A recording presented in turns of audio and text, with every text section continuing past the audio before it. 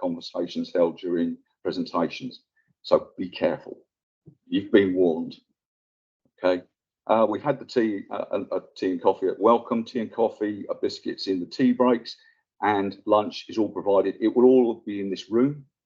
And the nearest gents loos are out the door and turn right, and the nearest ladies loos are out the door and turn left, and they're opposite the lift. And can you please return your wristbands at the end of the day, just to make sure that those all come back. So don't put them in your pocket and walk out with them. And last but not least, can you turn your phones onto silent? Everybody may be looking at warnings, or they may be on call.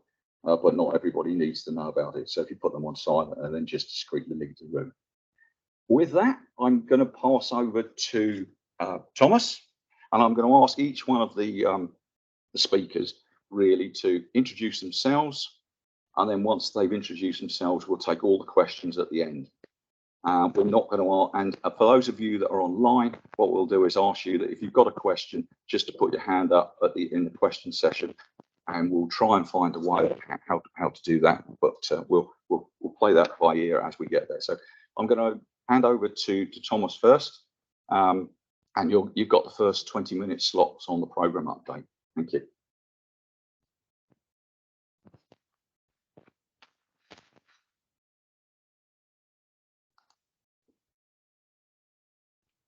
Cool. I'm going to attempt to walk and see if the microphones pick me up, but Sam will wave me down. Let's see. Welcome everyone to our annual partners meeting. My name is Thomas, and I'm the program manager at the Channel Observatory.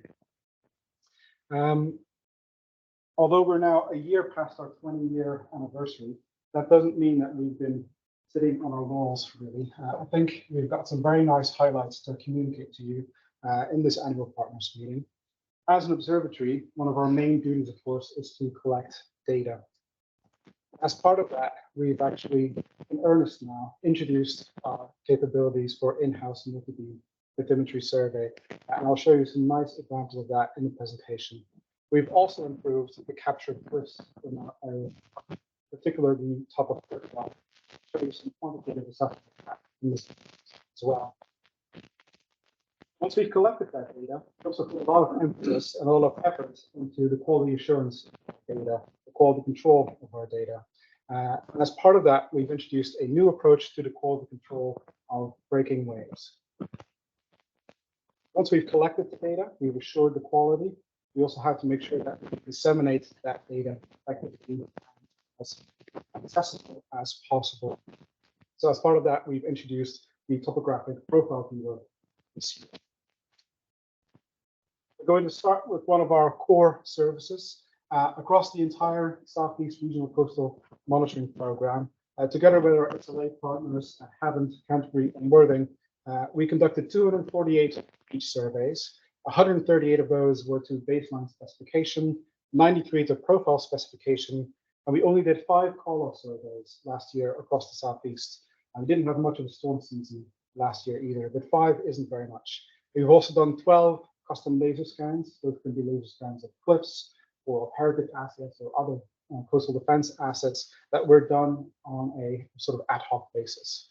So just want to highlight those call-off surveys again, looking like we're going to have quite a different storm season this year around. So I just want to highlight again that we have that capability. You can call us in to do post-storm surveys. In fact, we've done some today already. So please do ring us up. We will happily go out and survey the beaches.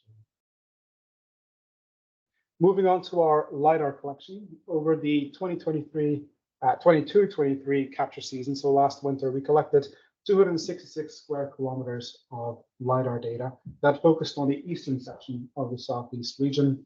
The current capture for this year, for 23-24, has already started. The first few areas will already have been flown. And this year, we focus on the western area of the east. But excitingly as well, a bit of backlog have been introduced in our LiDAR quality control, provision, and dissemination over the COVID period in particular. And over the last few weeks, we've been able to clear that entirely. So we are now fully up to date with our LiDAR data for the Southeast region on the Coastal Monitoring website. That means there's now new LiDAR from 1920, 21, 22 on the Coastal Monitoring website. Moving on to aerial photography. We flew aerial photography over the summer of 2023, more specifically between the 2nd of April and the 25th of September. In total, we delivered 921 square kilometers of photo-rectified aerial photography.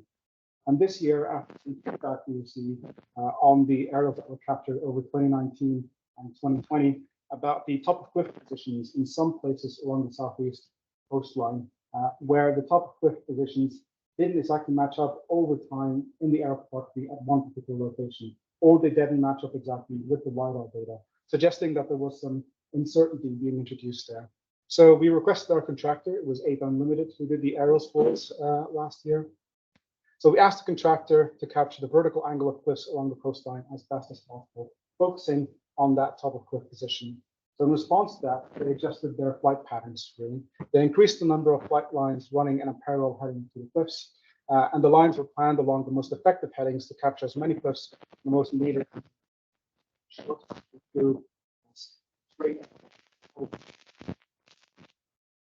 So here's an example of the adjustment in flight plan from the north coast of Kent, where you can see in red the 2023 flight lines, and in purple the ones that were used in 2019. If you look at the difference, you can see you have more red flight lines running parallel along the coastline, and an additional flight line has been introduced here as well, just to capture that northeastern facing cliff section as best as possible, and it's running almost entirely along the top of cliff line there. Okay, so once we had received the aerial photography, we then set about to actually verify whether our top of cliff lines were captured better in our latest iteration of aerial photography. So we went along the southeast coastline and we picked out areas where the differences between top of cliff line had been the greatest between LiDAR and the photography and between consecutive data. So we highlighted two areas, but I'm just going to focus on one of them for the purpose of this, which is at Beachy Head in East Sussex. And even just looking at the photo, you can already see an improvement here. In blue, there is the top of cliff line based on the 2020 aerial photographies. In red is the top of cliff line based on the 2023 captured aerial photography. And then the purple line is the reference line, so to speak, which we derived from the LiDAR data. So we're using the top of cliff line derived from the LiDAR as our reference line of where we think that the top of cliff line actually is. And you can already see a much better match between what we are deriving from our reference line compared to our photography from 2023. So we then also set about quantifying. So in that previous slide, you will have seen that we have lots of transects that we drew through those three lines. So for each one of those, we put a point through the three lines at the location of that transect, which gives us an excellent position of all the lines at the transit positions for an easting northing.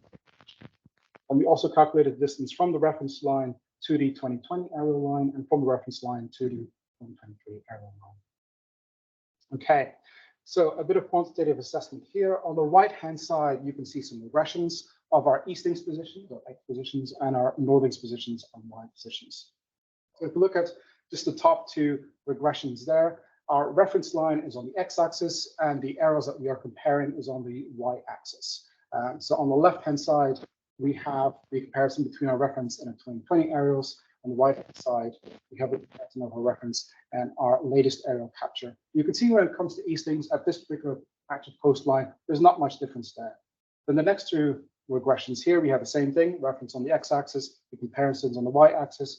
On the left-hand side, you see a much more wobbly regression line there. On the right-hand side, that line has become much straighter, suggesting a much better fit between our 2022 aerials and the reference line.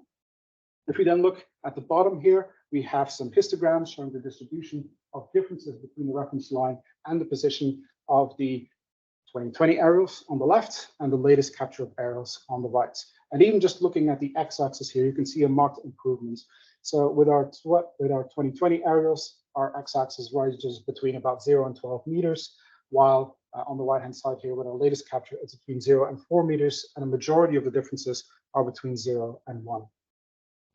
Just using a simple statistic here, if you look at the median difference between the reference line and our 2020 aerials, we come to about 3.54 meters. which drops down to 0.98 in the 2022 areas. So that might still seem like a big number, but remember our LiDAR is accurate to 1 meter in the horizontal. So there's some inaccuracy there as well. So this is about what we would expect. So we concluded from that at those sections of cliff along the southeast coastline, where the differences between the 2020 and 2022 orthorectified aerial photographies were the greatest, 2022, so the latest iteration of photography provides a much better accurate topographic position. Moving on to our bathymetry surveys. There were 2 surveys that we contracted out, the channel surveys limited. Steve Pierce is in the room here, so he could admire the great work that he did for us. So that was at Swanage Bay and Weymouth Bay. As I said, the surveys are really good. They meet Order 1A standards easily, and both of those surveys are also available on the coastal monitoring website. So one of the highlights that I noted at the top of this presentation is the introduction, our in-earnest collection now of multi-beam capture in-house. So far, we have focused on the Christchurch Bay and the West Solent area. We've captured about 11.5 square kilometers of that data in-house. And I just wanted to magnify that image a little bit just to show you the sort of quality data that we're able to collect with the system. This is not the final data set yet. This is still just an overview. So there will be still some improvements made to that data, but already you can see some fantastic features showing up in the channel, on front of Perspit, etc. The data quality is really, really good. And this is going to be a great asset to our survey capabilities. Moving on to our hydrodynamics, this is one of the areas that Lizzie, in one of the forum presentations, is going to dig into a lot deeper. But I just wanted to highlight where we've gotten to in our wavebuoy fleet review and rejuvenation. So over the course of this phase, we are engaged in updating our wavebuoy fleet, the hardware of our wavebuoy fleet, to make sure that they are fit for purpose again for the next 10 to 20 years, hopefully. So as part of that, we've assessed the condition of all of our wavebuoys, all 18 of them. We've taken the route of replacing individual components in and on the wavebuoys as a means of cost saving. And currently the first 2 buoys are being upgraded. That is going to stagger now for the remainder of the phase. And at the end of the phase, we're hoping to have updated the entire wavebuoy fleet. Okay, then moving on to our new approach to the quality control of heave data affected by breaking waves. This is particularly relevant for the Southwest region, where we have a lot more effective breaking waves on our wavebuoys, but also in the Southeast, at some of our buoys at Seaford, for example, we do have quite a significant impact of breaking waves on our wave data during particularly intense storm events. So the general approach we're taking to this is we are removing erroneous heaves from raw data records and reprocessing each wave records to produce a number of statistical and spectral wave records from the remaining. Sound a bit abstract, but it's actually very straightforward. So on the top here, we have a graph of the movement of the buoy as it is following the waves. So a 30-minute record, but you can see on the right-hand side there, something's gone wrong. We have these very large anomalous heaves that have been introduced. On the bottom of that, you see the wave spectrum that's been derived from that heave. You can see that both, if we're going to start deriving parameters from this. So simply what we're doing, we are removing the erroneous heaves, and we are accomplishing a much more reasonable spectrum. And then from that QC data, I guess you could say, we are deriving new spectral and statistical wave parameters. So Lizzie's going to dig into this quite a bit more in her presentation. If you really want to get into detail, we have a report on the Coastal Monitoring website, which will tell you all about it. We've since applied this method to the full backlog of data measured across every wavebuoy nationally. We were able to recover a little under 1,000 hours of storm wave data across the national network, and 122.5 hours of that sits in the Southeast. Moving on to assets, which is another service that Annabella in the next presentation is going to highlight quite a bit more. I just wanted to highlight some of the work that has been going on behind the scenes, some of the effort that's been going on behind the scenes in making the asset data available. Of course, first of all, collation of asset information from local authorities has continued apace. There is a data sharing agreement under preparation and it's almost finished, and will go out to some of the people in the room here very, very soon. At the same time, as CCO, we've also taken the lead in the Coastal Assets Working Group, which is the national working group which aims to streamline the national dissemination of the asset registers being built by the different regional coastal monitoring programs.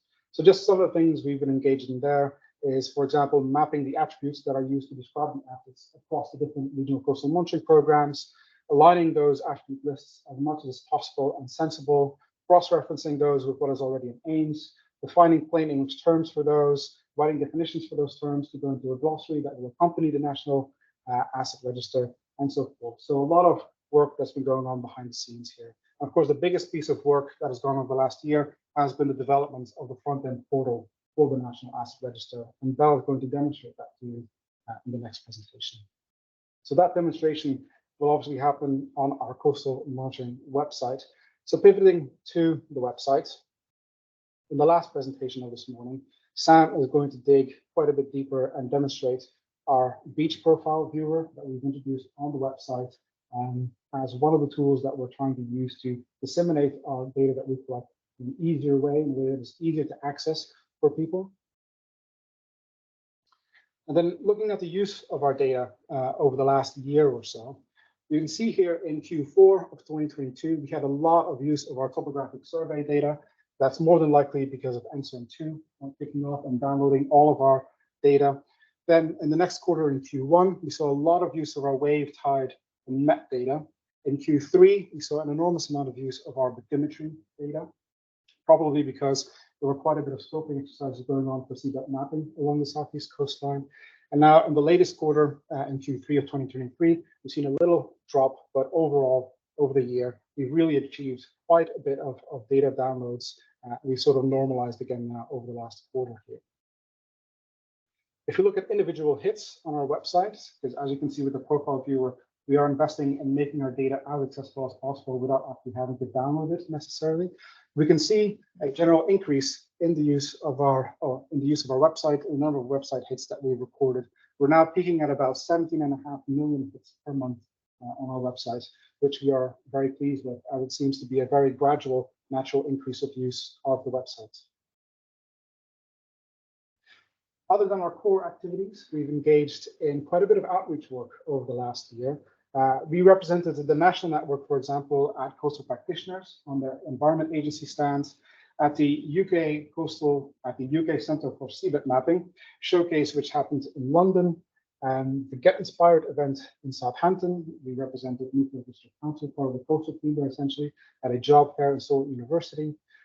We were also part of the coastal team for New Coast at the New Coast Show and at the NBC showcase just a couple of weeks ago.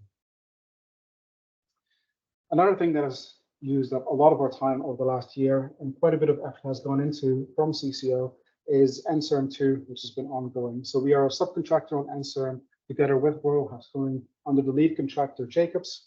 And as part of that, we've quality controlled about 2,750 kilometers of the top of cliff line position derived from the coastal monitoring LiDAR data.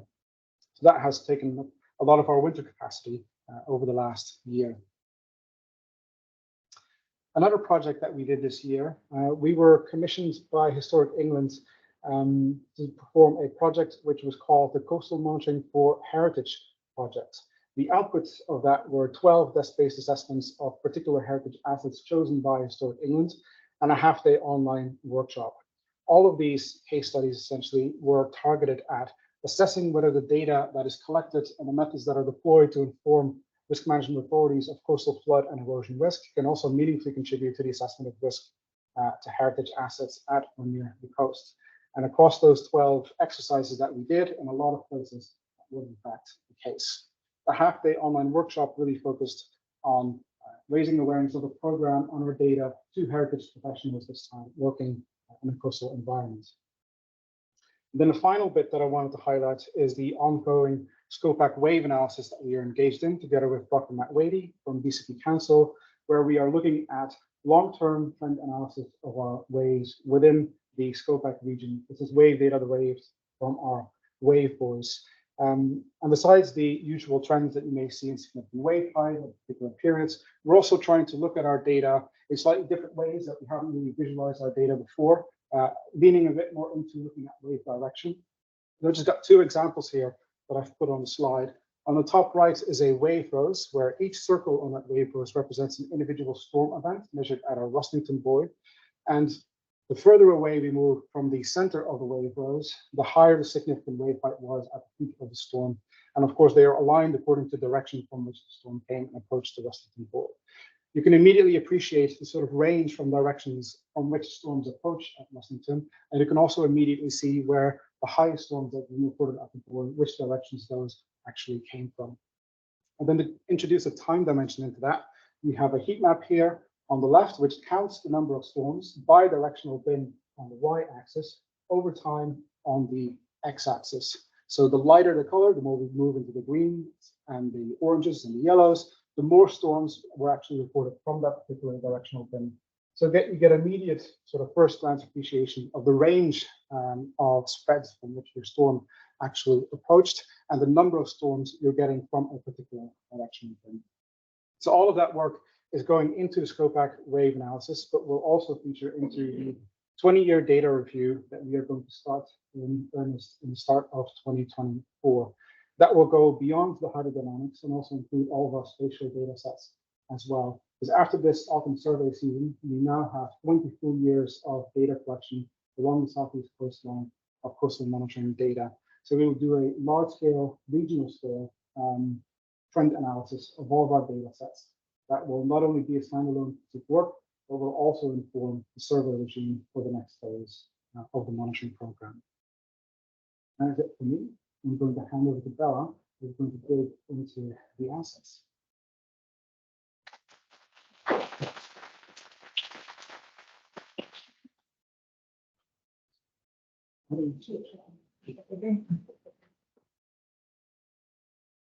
Cool.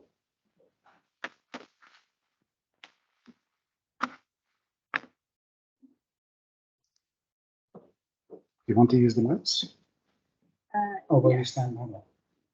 Yeah.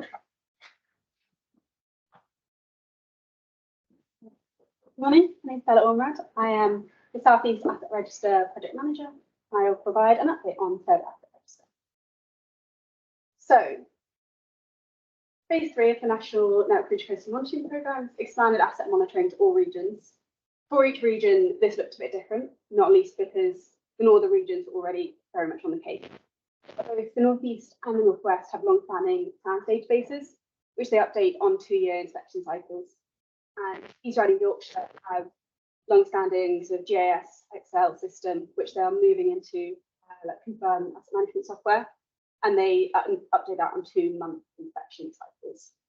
Going further south, the ACM are now building a geodatabase, which they will populate every 6 months, and both the southwest and us in the southeast are developing PostgreSQL databases, which have the added benefit they've been linked directly to the website, which effectively creates a light feed. So our Southeast database updates onto the website every day at the moment. Certainly in the Southeast, we're starting off by populating from information coming from local authorities. This comes on the cycles that the local authorities are inspecting in. As it is, it sort of comes in a constant feed as we just work through the different local authorities. Once we've completed that, we can then look towards third-party assets, environment agency assets, and then a full picture. At CCO, we've also taken on some additional responsibilities. So we're delivering the front end for the National Asset Register, which will be hosted on coastalmonitoring.org. And we're doing a lot of the coordination on a national scale for that. That includes mapping all the attributes and how they link between different regional databases and linking those with aims, culminating in using a national attribute glossary. In order to do this, we have reattached the post-asset working group. This meets every 3 months and includes at least one resident from each region. In general, this is mainly to discuss the progress and status of regional asset registers, as well as what we need to do to align them to bring together into a national database, and what we need from our national front end so that it suits the needs of all the different regions. So to start with mapping the attributes, every region has the attribute list, and in general, there's a lot of crossover. However, there are slightly different wordings and definitions and then attribute names. We need to make sure that we're always comparing like for like. The aim of this is to allow a seamless download for whatever region you choose to download from. So So a user could select an area covered both sides of Portland Bill, which of course would pull from both the southeast and the southwest registers. But we want to make sure that they're just downloading one data set that contains information for all that can be compared across both areas. It also remains very important for us to keep our compatibility with aims. Very much the aim of the project here is to fill those gaps, make sure we have cohesive and comparable data, and keeping a compatibility with aims is very important to achieving that. From this, we can create our attribute glossary. So this means that for each attribute that may be included in multiple regional asset registers, we have one single plain English attribute name and a definition that, of course, is accurate for the attribute name, but is also accurate for how the attribute has been used in each region. This will be publicly available on the website to anyone who wants to view it, with a button both above the map viewer and also on the resources page. And the page will also include some information on some other information sources for things that are in the asset register. The information in the asset registers will be made available on a tiered approach. There's 3 tiers of access: public, restricted, or private. Public information is available to anyone who would like to query and download it. What's restricted is available to people who have requested access and been granted it. So then they need to be logged into the website to access that information. That access will also be granted on a time restricted basis, so either 6 months, 1 year, 2 years, or 5 years, depending on their data use. And finally, private information is available to us and the data supplier, and this just means that we can link the database directly to the website without first having to filter out from actually just for internal use. We're really working towards keeping these access levels aligned nationally, but it is a very tricky balancing act. We, very early stages of the project, carried out a fact-finding exercise with every local authority and discovering what each authority's data sharing policies were. And so we really have to balance the needs of those local authority data sharing policies with a general network about to make information as publicly as possible. Of course, before we can share anything, we need a data sharing agreement, which is very much in the final stages. And as soon as it's ready, it's circulated for signing. Once it's signed, we can put the information we currently hold live on the website. In the southeast in particular, first and foremost, we now have an asset register. We have 1,227 inspections of 1,022 assets at the moment, with another 334 on their way. Interestingly, more than half of those are individual drawings, with the next biggest chunk being various varieties of wall, usually as engineered high ground, so sea wall. We are getting a glimpse of the asset register on the left, so we can look at it in more detail. The asset register will be hosted on a map viewer on the website. On this zoomed out scale, all the assets there are points. As you zoom in, they move to lines, which you can see the shape and extent of the asset. It looks very similar to the map viewer that's currently on the website, but it is going to be separate so it doesn't get too cluttered with too many layers. As you might expect, you can toggle various layers on and off. So you can toggle on and off the asset types themselves, as well as choosing specific asset types to show. You can toggle on and off various years of aerial photography, and you can toggle on and off the profile viewer, which I won't say too much about, and I'll tell you everything later, but it is a really nice way of seeing how the portrait interacts with the defence behind, and especially the seawall show up really well in it. A user can query an individual asset, so pull up a photo and the information about that asset. It's not currently available, but we intend to add a button that a user can then download the information for that one asset from this point. So that means they don't have to go through a separate download process when they've already found the asset that they're interested in. We can also look at multiple assets in one go. We can use the select tool to draw a polygon for our area of interest, and this will then bring up the download box. From here, you can select which of those assets you'd like. You can download all of them that have been selected, just one, whatever combination you'd like. You can choose which inspections of those assets you'd like. So you can choose just the most recent inspection, all of the ones we have, or just some within a date range. And you can choose which attributes you'd like to download. These will, by default, just be the public attributes that show, but if you're logged in and have the necessary permissions, then the restricted attributes will also be in this list. And finally, you can choose whether you'd like to download photos and whether you'd like to download the element information. the elements are also would also be restricted, so you wouldn't be able to click the box unless you're logged in with the app. So then we download our data. So the box in the top left shows the files that you would receive. We have 3 CSV files and some JPEGs, JPEGs just being photos of the assets. The 3 CSV files are always called assets, elements, and inspections. Assets referring to general information about each asset that's unlikely to change with each inspection. Inspections refers to information about the inspection of each asset, and this is much more likely to change with each inspection.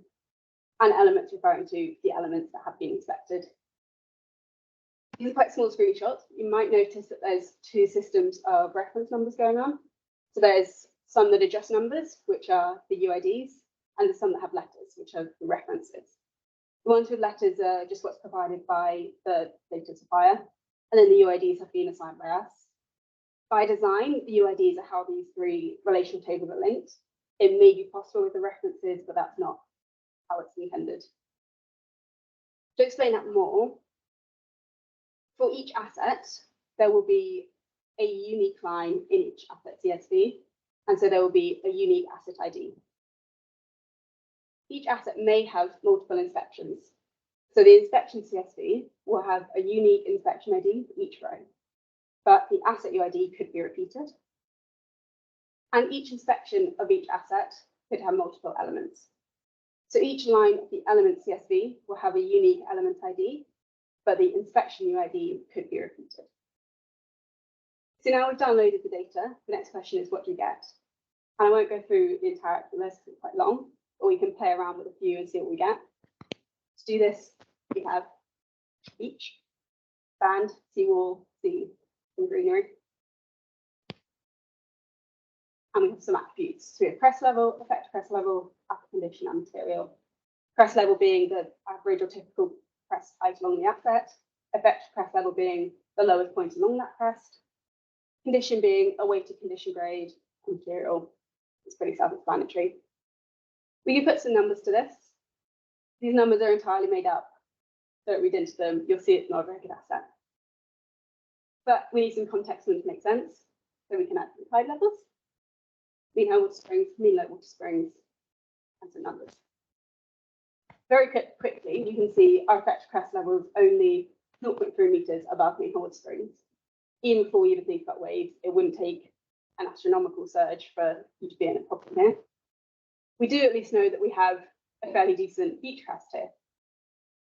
It would be nice to know some information about it, so we can add some. Clearly, this is a fairly coarse representation of beach shape, but it does provide some trigger information about the portal that we use to then look into our top data in more detail. For example, we can very quickly know our crest level is 1.1 meters, 0.2 meters above mean high water springs, 0.1 meters below.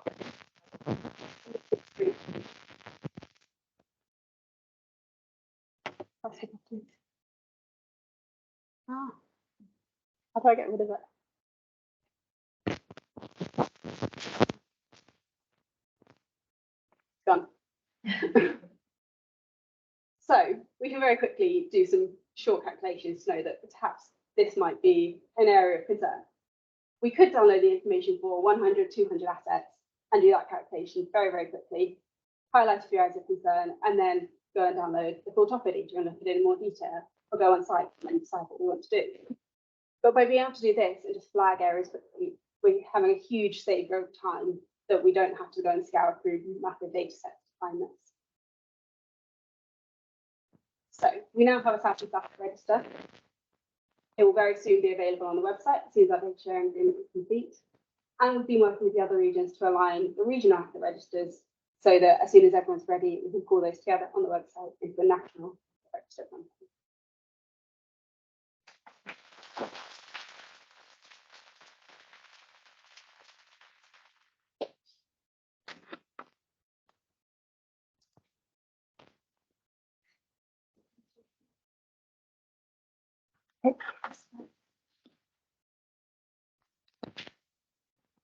Oh.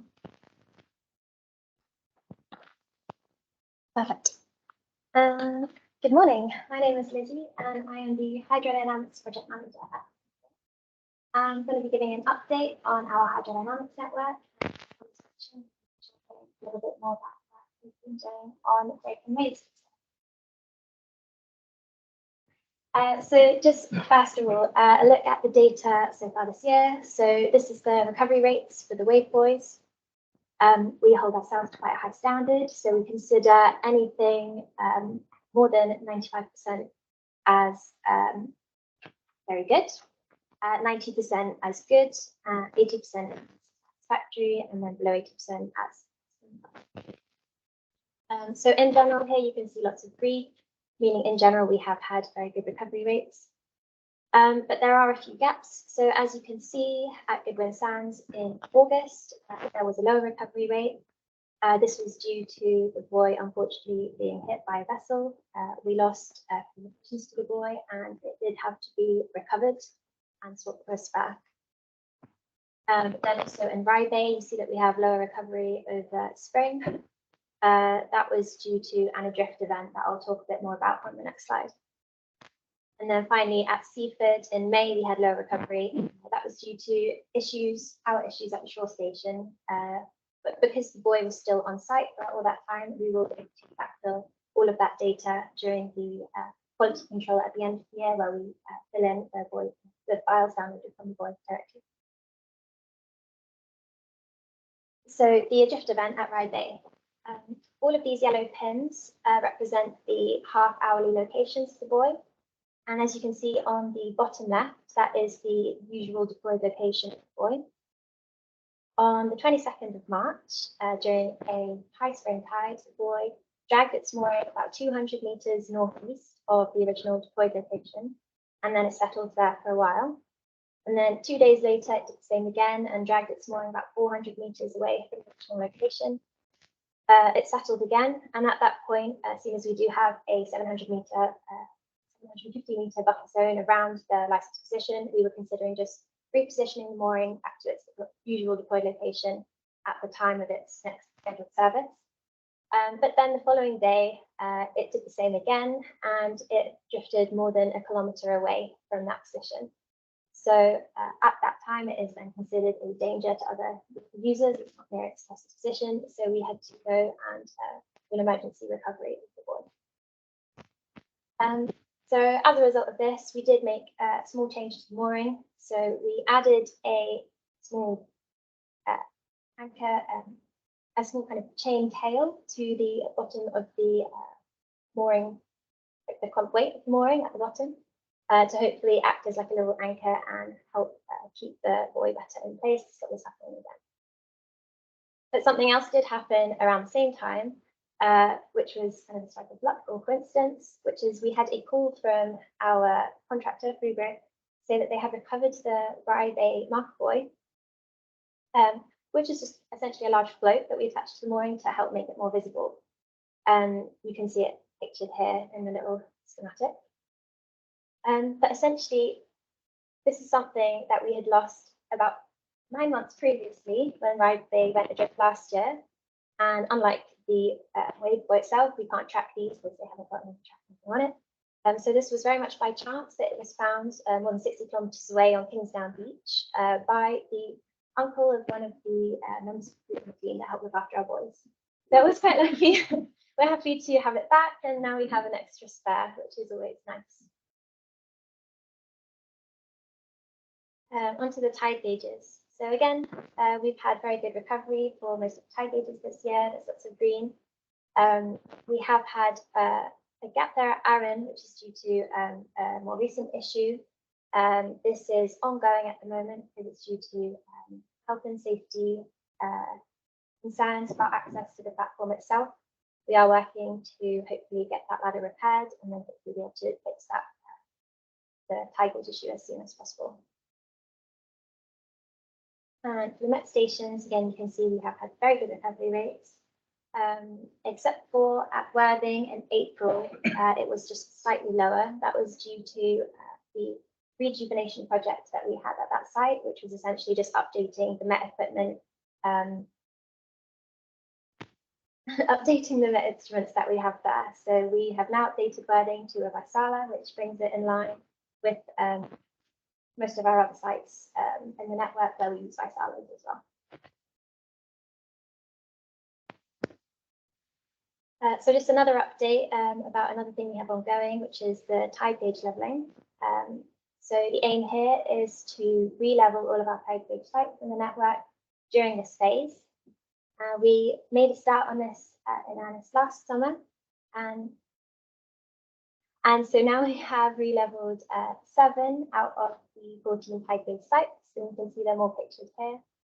So we've been to Hastings, Brighton, Swanage, and Deal.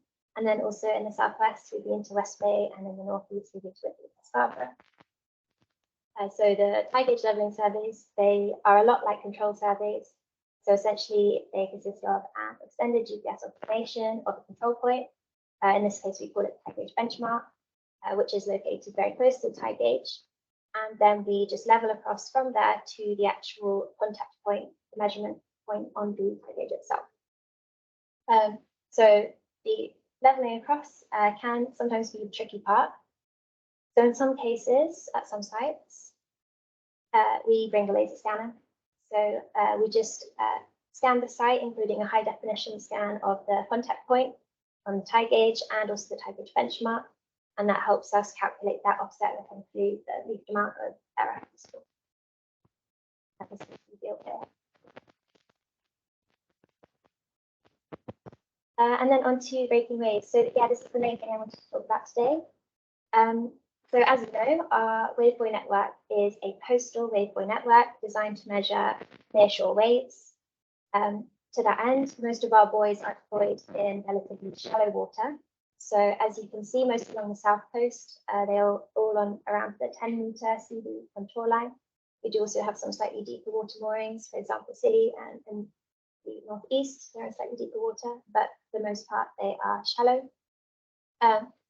This is very much by design. Typically, this is an area where models form quite poorly in the coastal zone, so our buoys are there measuring the waves directly. This does, however, mean that occasionally our buoys are in the surf zone and are subject to breaking waves. So on the next slide, this is a plot taken directly from our website, which shows what the buoy records when it experiences a breaking wave. So the first thing you often see is a spike, and that is due to the manipulation of the HF antenna on the buoy at the time of impact, which is from unrepaired data transmission. And then a little bit later, you see a huge kind of anomalous heave. In this one, it's about 18.5 meters, which is due to the shock that the accelerometer experiences. And we just see this appear a little bit later because it takes roughly 2 minutes for this to pass through the internal filters. So from a heave record like that, we often see a spectrum that looks a bit like this, which you can see is very skewed. You see there's a huge amount of energy in those long wave periods, around 25 seconds, which is obviously anomalous energy there. So this is something we've been aware of a long time, and we have had quality control procedures in place to manage this. So we have, when we identify records like this containing breaking waves, we assign them a flag 1 in the quality control files. So that essentially means all of the wave parameters are suspect, except for the sea surface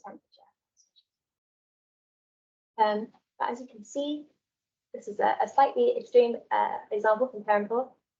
So this was during Storm Eunice last year.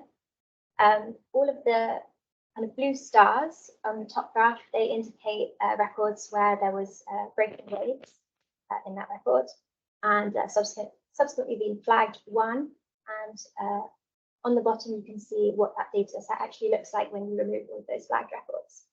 So you can see there is quite a lot of gaps, which is obviously less than ideal when obviously storm data is some of our most valuable data, and we're not sure if we've captured the peak of the storm. So this is what we've been working on. We've been working on a new quality control approach that helps us recover a lot more of that storm data, but hopefully a much more complete view of the storm. And that's what we've been doing. Obviously, this looks familiar from Thomas's presentation, but just to go over it again, we have been removing essentially these breaking wave signatures from the heave and then reprocessing the wave parameters just based on the good data in that record.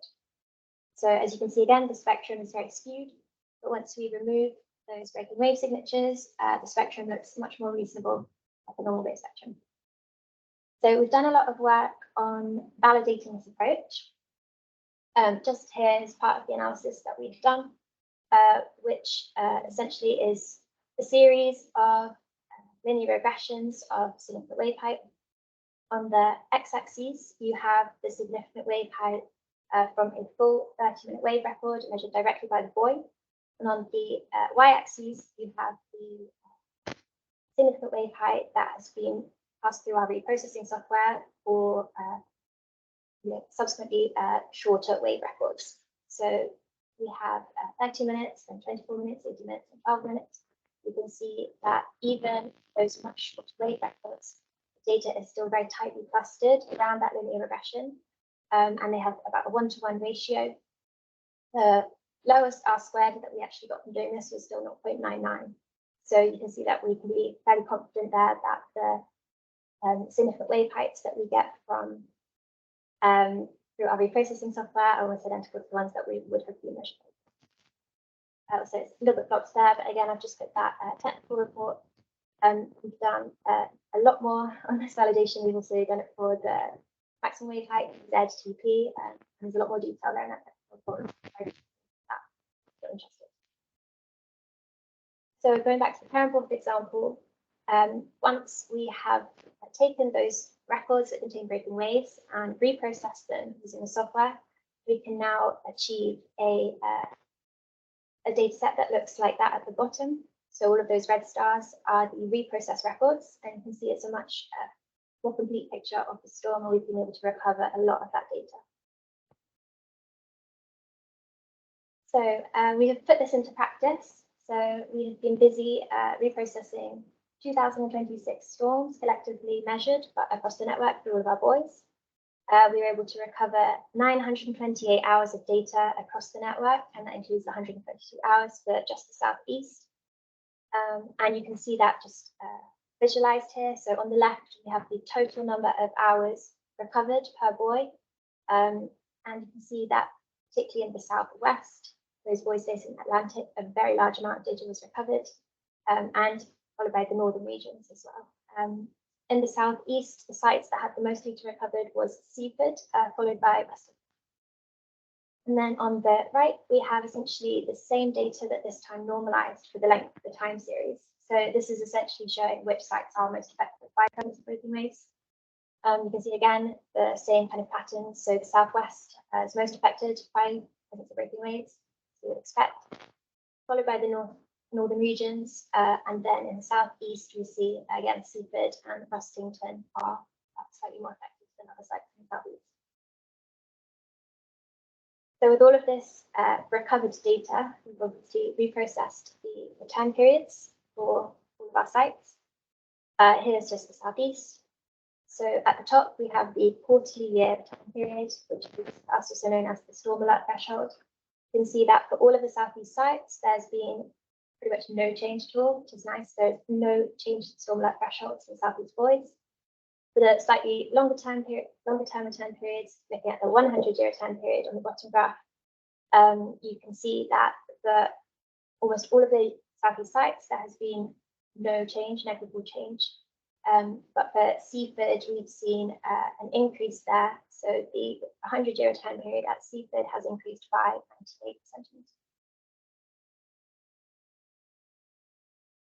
So just a summary of the highlights from the Breaking Waves project.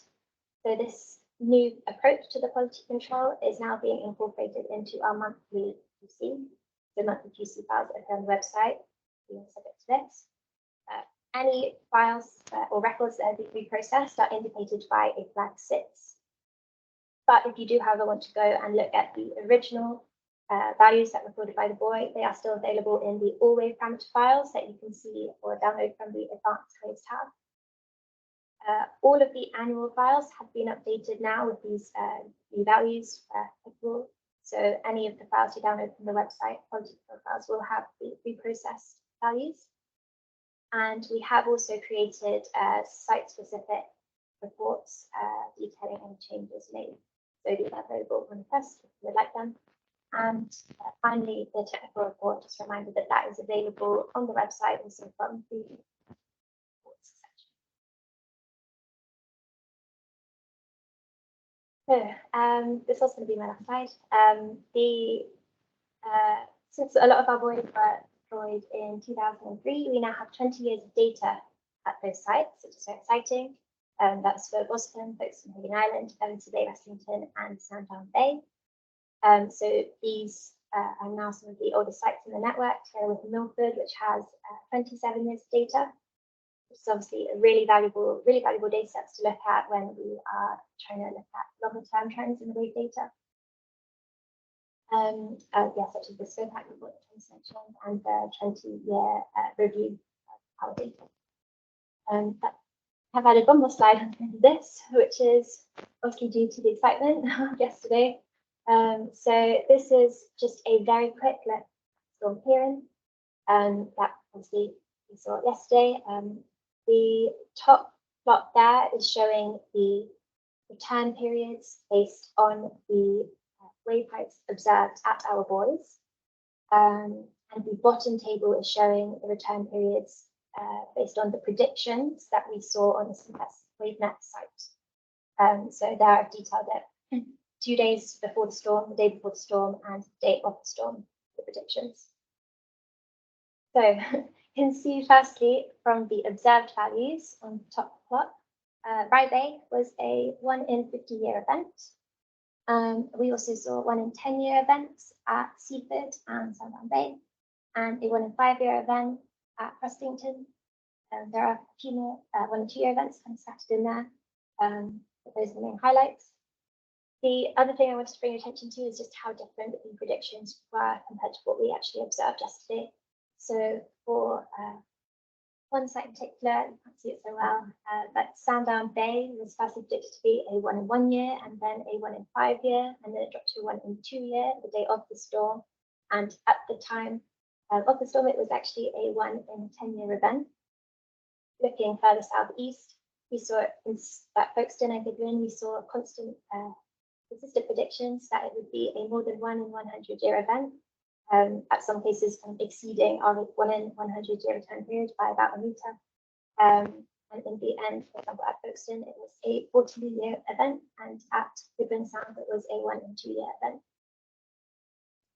Just one more thing. Yeah.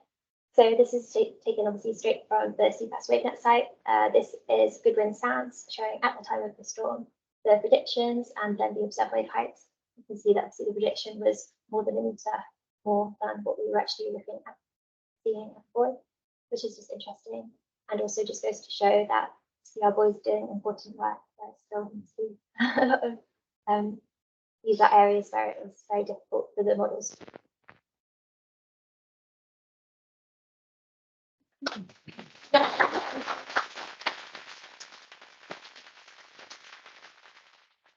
Pass on to Sam.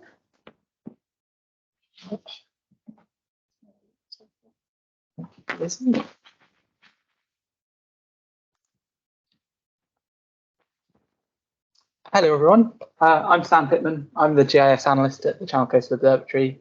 I also manage a lot of the data upload and website development that goes on, so I'm going to briefly take you over sort of the development that's happened to the website over the last year since the last APM. So to start off with, I thought I'd give you a bit of an idea of the sort of uploads that we do to the website, because it's easy to just forget about how much data we actually upload each year.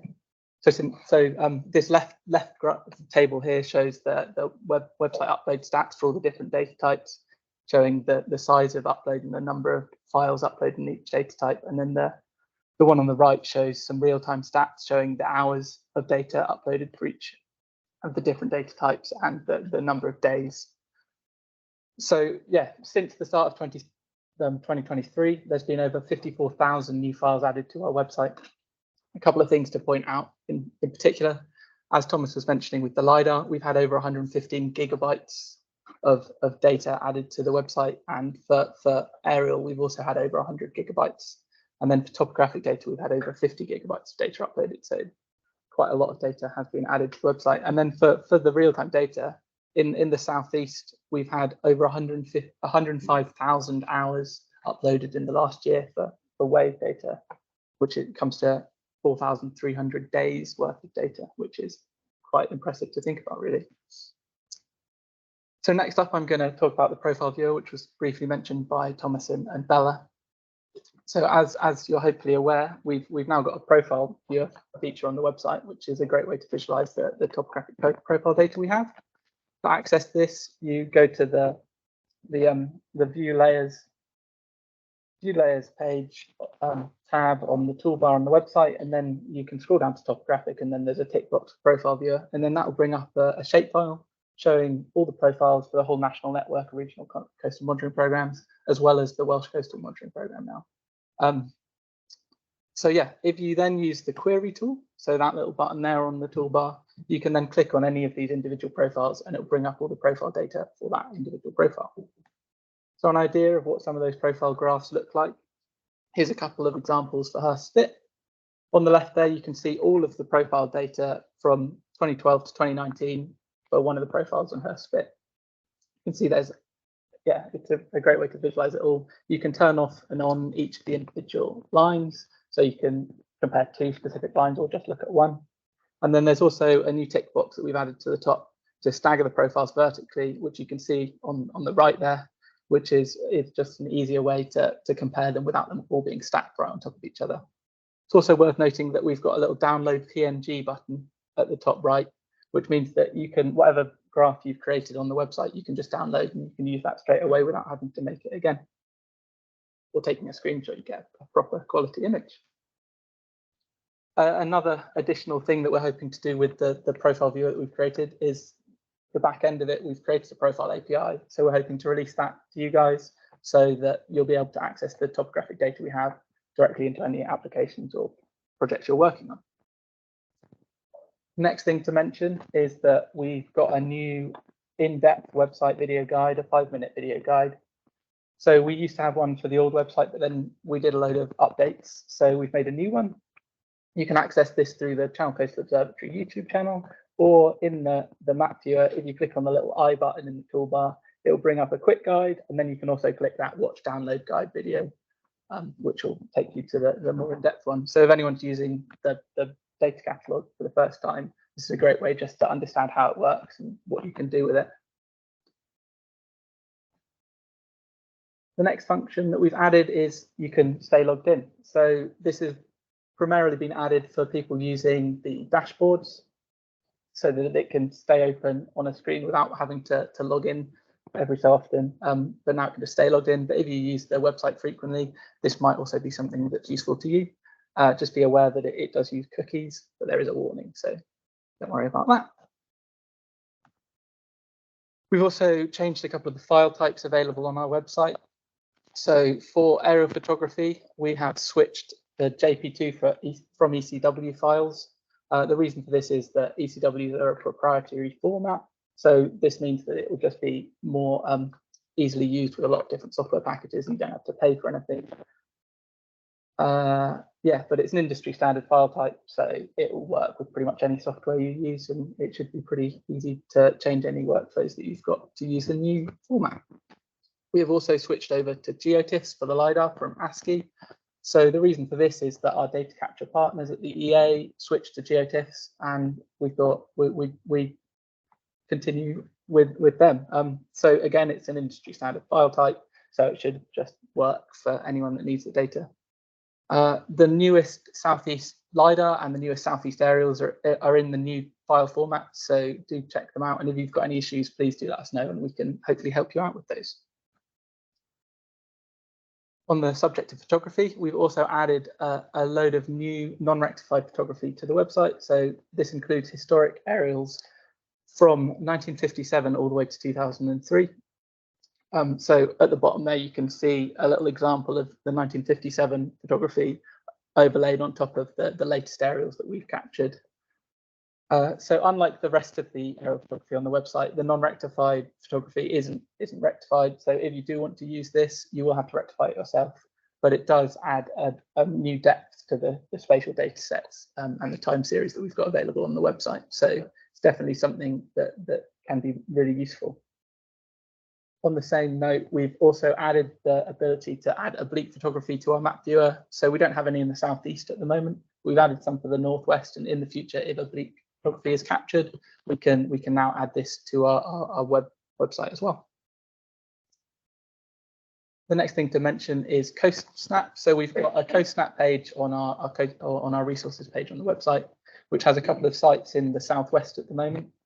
So we've got all the photography that's been collected and cleaned from those sites stored there, and some information about the project and links through to the Coast Snap project as well. But there's plans in the next year to hopefully add a few sites for the southeast and some more for the rest of the national network as well. So keep an eye out for that. On the topic of the resources page, we've also added a few other ones. Ones that I thought I'd point out here are the FFSR and the Earth Observation Temporal Waterline. Both have project pages which have all the information about those projects on. I'd also like to highlight the Wave Parameters Handbook, which we released last year, which is a great tool to just find out more about all the wave parameters that we've got available, because there's a lot you can do with all of that information and data. And then finally, coming soon, as Bella mentioned earlier, we've got the Asset Register Glossary, which will be launched hopefully very soon alongside the Asset Register. As always, keep your eye out for upcoming new features, because we've got a lot of other very interesting stuff planned for the next year. And yeah, if you do want to keep up to date, we've got a Twitter, an X at Channel Coast. So follow us there. And we've also got a quarterly newsletter which we always go into depth about any new updates to the website. So if you're interested in what's happening and what's changing, that's a great way to have an idea of what's going on. Yeah, and as always, if you've got any questions about coastalmonitoring.org, please feel free to contact me. Those are my email addresses. You can just get me through the cco@coastalmonitoring.org email as well. And we also got a big feedback button at the bottom of the website, which we also receive. So if you ever got any feedback or any questions, please do get in touch. But yeah, that's it for me and the website update. So now I think it is the Q&A. Yeah. So thank you very much. Actually, thank Thomas, Bella, Lizzie, and Sam for keeping to time. You finished 1 minute early, so we have 1 minute extra for questions, which is really, really good. But before we go any further, can you all join with me in thanking all the speakers? They've done a fantastic job. Thank you very much.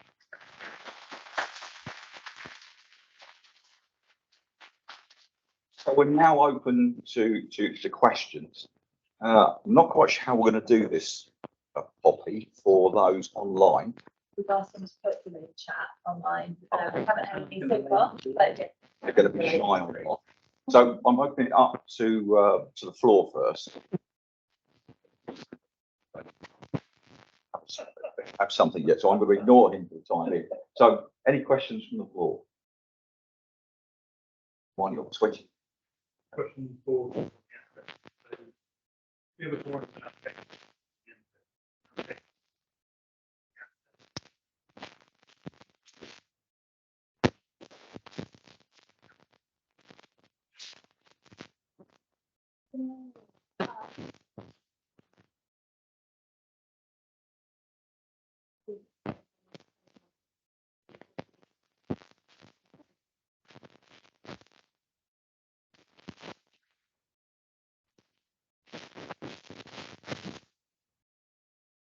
I was going to jump in on that one because I saw that you also had outfalls.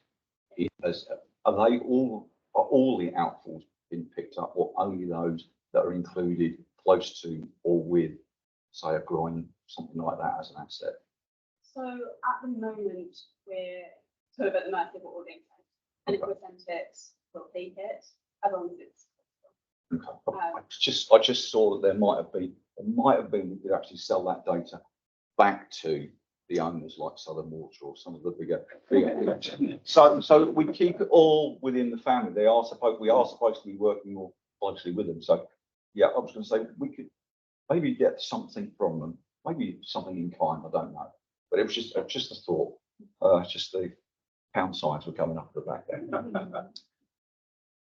Any other questions? I know you. Question again for Bella. In your offshore profile, you have all the various levels. The one that worried me was the beach one. Are you going to put the variance in as well as the value? Just about. On which one? So I something like the beach breast. Yeah. I mean, if you're looking at something like vulnerability of the toe, it's not the value at a particular time, it's variance. So, as it currently stands, we would have a value for each section, and then over time to build a section. That's it. So over time, we build it for each.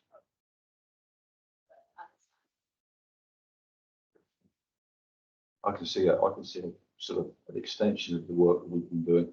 The assets work an extension of the work that we've already been doing. We're in an emergency situation now. I can see that emergency recording, emergency predictions are going to become the norm in the future. At the moment, it's not something that the postal group network deal with. It's all been left to emergency planners. But I can actually see that being brought in more and more. And we'll be saying, okay, so what are the state of your assets? So we're actually, they're in pretty good condition. But what are the state of your beach as an asset and the protection it's offering at this time? And that's going to be a more key thing. And I can actually see a lot of engineers say, so what is the state of my beach and how much will it protect and what are the real big problems? I can see that coming. Well, certainly if I was coastal engineer again now, that's what I'd be looking at. But just picking up on that, Brian, I mean, if you connect beach profile surveys, you don't have to wait for the inspection of the assets to get the variance. Yeah. So you could connect that up and then you'd have a much better picture that would inform things like emergency. I can just see it coming. It's been in the offing for a little while. Sorry, question back there.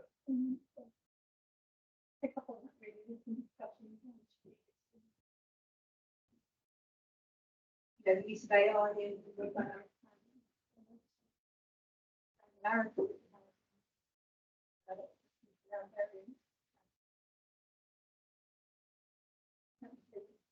It's a two-way process.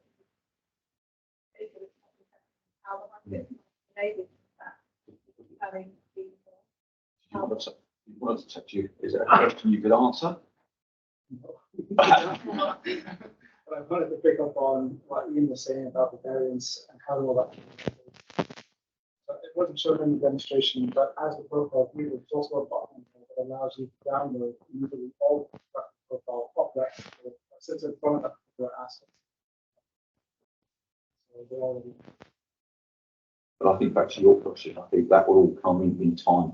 I think it's one of those things that it will emerge out of the fog or the murk. In the future, I think we'll begin to see these things all happen. And someone will go, I know how to do that, and they'll do it. And it'll happen.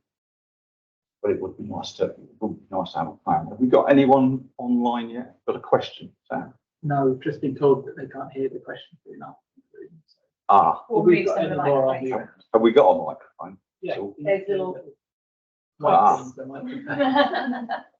Right, in that case, then I'm going to need those of you that ask a question now to come up the front. You can? Oh, okay. Sorry. I just want to follow on from the point made there, because if you think about source pathway receptor, which is kind of a model where we track this, if we could understand flood and erosion impact in terms of perspective, you've got the whole system there.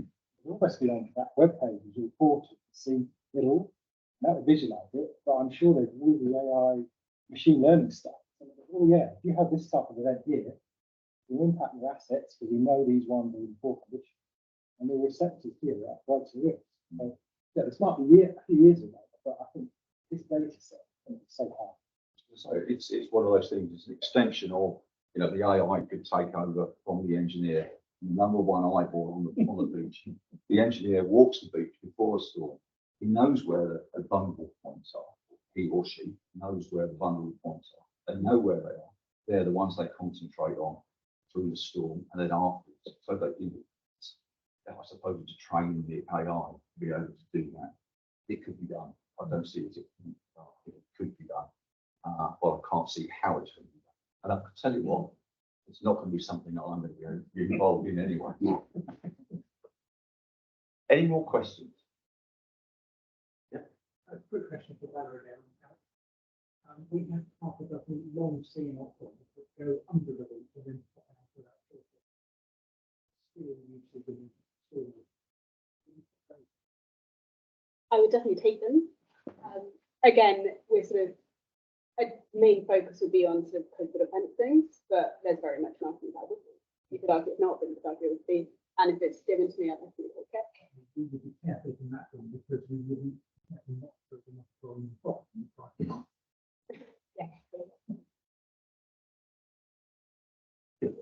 Question for Lizzie this time. The up to the minute analysis of Kieran, well done. You must have worked hard last night. Do you understand yet why it shows such a lack of coherence along the coast? You kind of would expect the occurrence of extremes to have a spatial coherence, and it doesn't. And I just wondered if you'd have thought about that. Okay. See if things might need to speak up a bit. Yeah, as I was to say, mostly first thought was the direction, but to really look at it.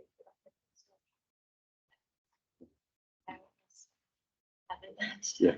Okay. Well, thanks. I was going to ask you one question, but the forecast event and the observed event.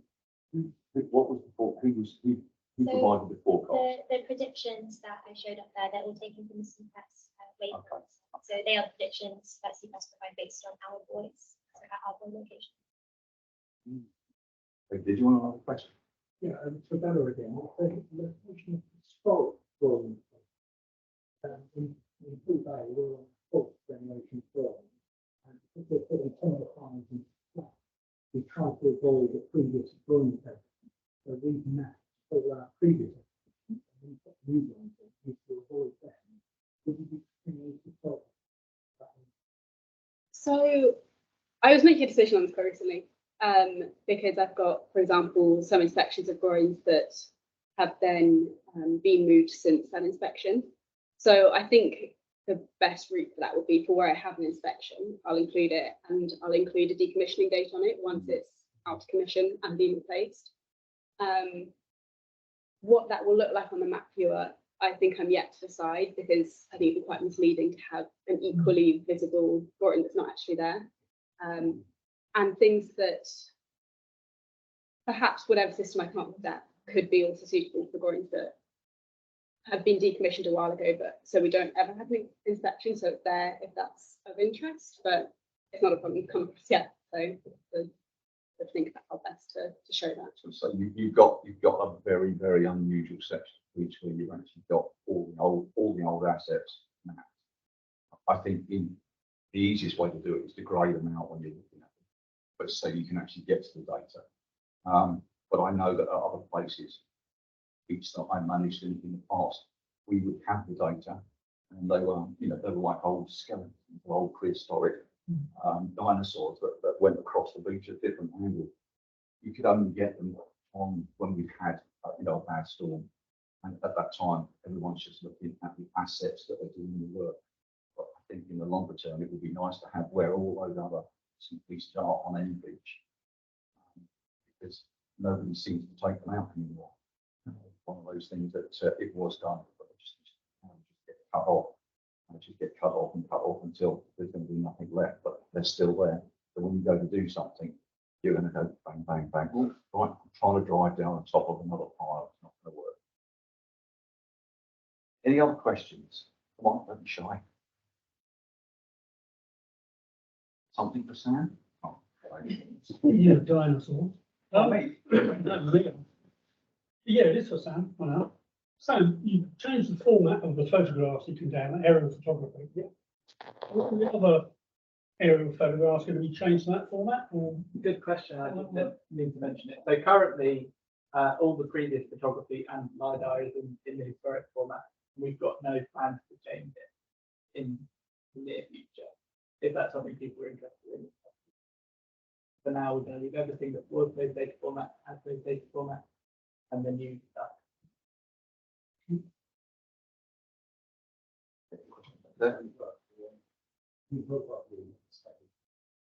Yeah.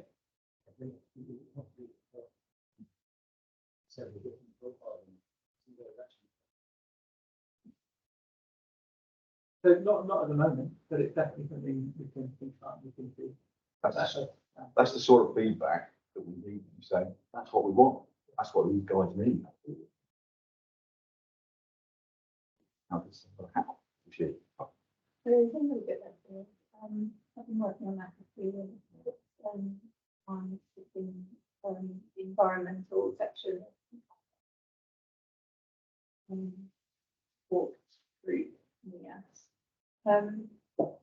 obviously we're trying to make choices that are about lowering carbon. So each of the assets that the agency displays have a carbon glide path and embodied carbon data associated to them. 30, that may change. This is a 2-part question really. Were we to use AI or analysis of variance across different stretches, or is my naivety about the engineering perspective on that? Don't worry, we won't judge you. I wonder if it's possible for CCO to point to alternative choices, let's say an adaptive pathway program or an adaptive perspective on replacing assets within the data. So just prompt alternative thinking, perhaps the carbon glide path, the agency are ways to have that visibility on replacement of assets and alternative choices that they might make with their partners in other stretches, adjacent stretches, and with a more strategic lens. That would be the ultimate game, the ultimate end game, if you like.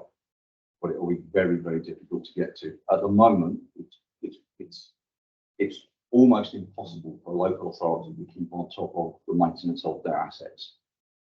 And there's a schools of thought that will put them in and then forget about them. You know, install, forget, and then replace it in the future. But it's if you're taking, you know, the total cost of skinny replacement and you don't do anything to it, there's an argument that says, well, if you didn't do any maintenance to it, you didn't do anything to it to keep it in good order, should we be giving you more money to replace it? And there's a big argument that says you shouldn't do that, and we should be maintaining it. But at the moment, and this came up, people will know this came up at the Southern RFCC only last week. We were empty telling everybody that we don't have enough money. So we've got 2 different funding systems for the Environment Agency and for local authorities. Then we never, the Southern RFCC don't look at all the assets in one, but we're telling them that we will be able to do that. We will be able to look at that with this asset space in the future. So we will be able to see what this all looks like. And then we will be able to hopefully start to look at this strategically. But it's still a little way off. It's not the end of this year or next year, maybe the year after that, once we've got things in place. But I think we can get there. But it's going to take a step change in how we look at things, how we fund things, and how we say, actually, we're not going to continue giving you capital maintenance funds. We're going to say, right, once you put that in, you need to demonstrate to us that you actually maintain it. Otherwise, there's going to be some issues. That's my doom and gloom for you in the future. I think it's going to happen, but it's not going to be an easy win. Anyone else think contrary to that? I love a good argument. I love a good argument. Really good. Right. You got a comment? Yeah. We and getting them to very difficult, but we have very high capital value and we can get to replace assets. There's been 30 years of conflict. But it's interesting, they're always in worse condition before. Yeah. So they were approaching the end of their life. But while we were able to get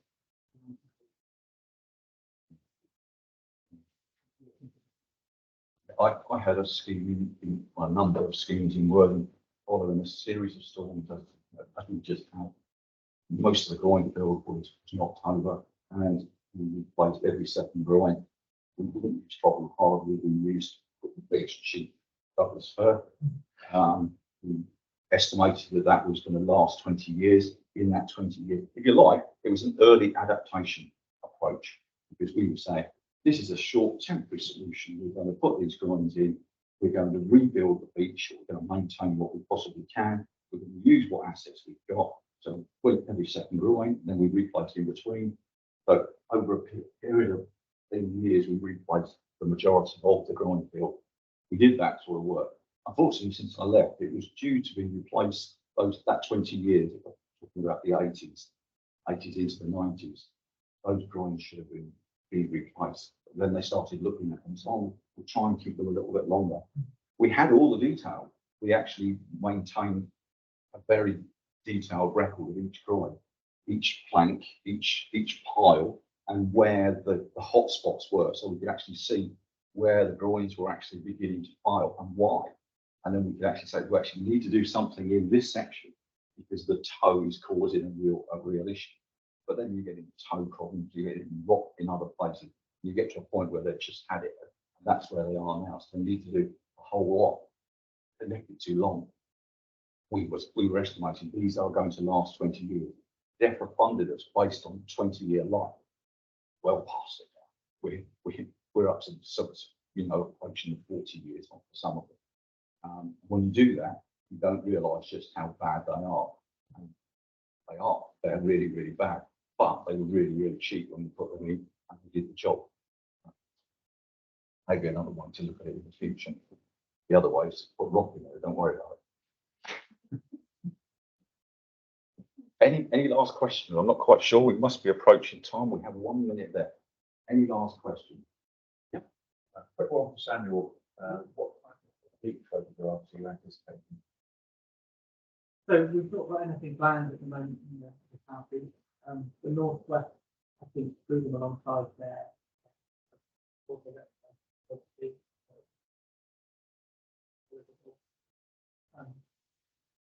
Yeah, just anything that could be useful for better range.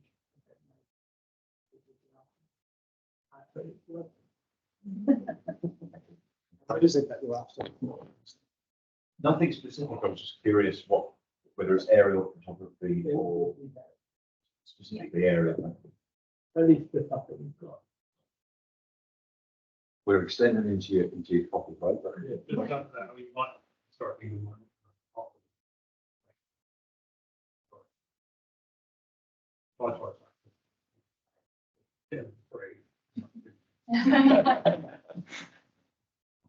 Any last questions? Sure. Okay. In that case, then we are bang on time, or maybe a minute or two. Oh no, bang on time, which is really, really good. For those of you online, we're gonna have a short 30-minute recess for coffee. So I suggest you do the same, and we're going to resume it again at 12 o'clock. Okay. I think coffee's been replenished at the back, so charge.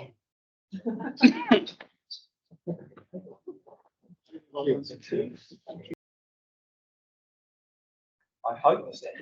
Yes, good. Okay. It's now 12 o'clock. We're due for our second session.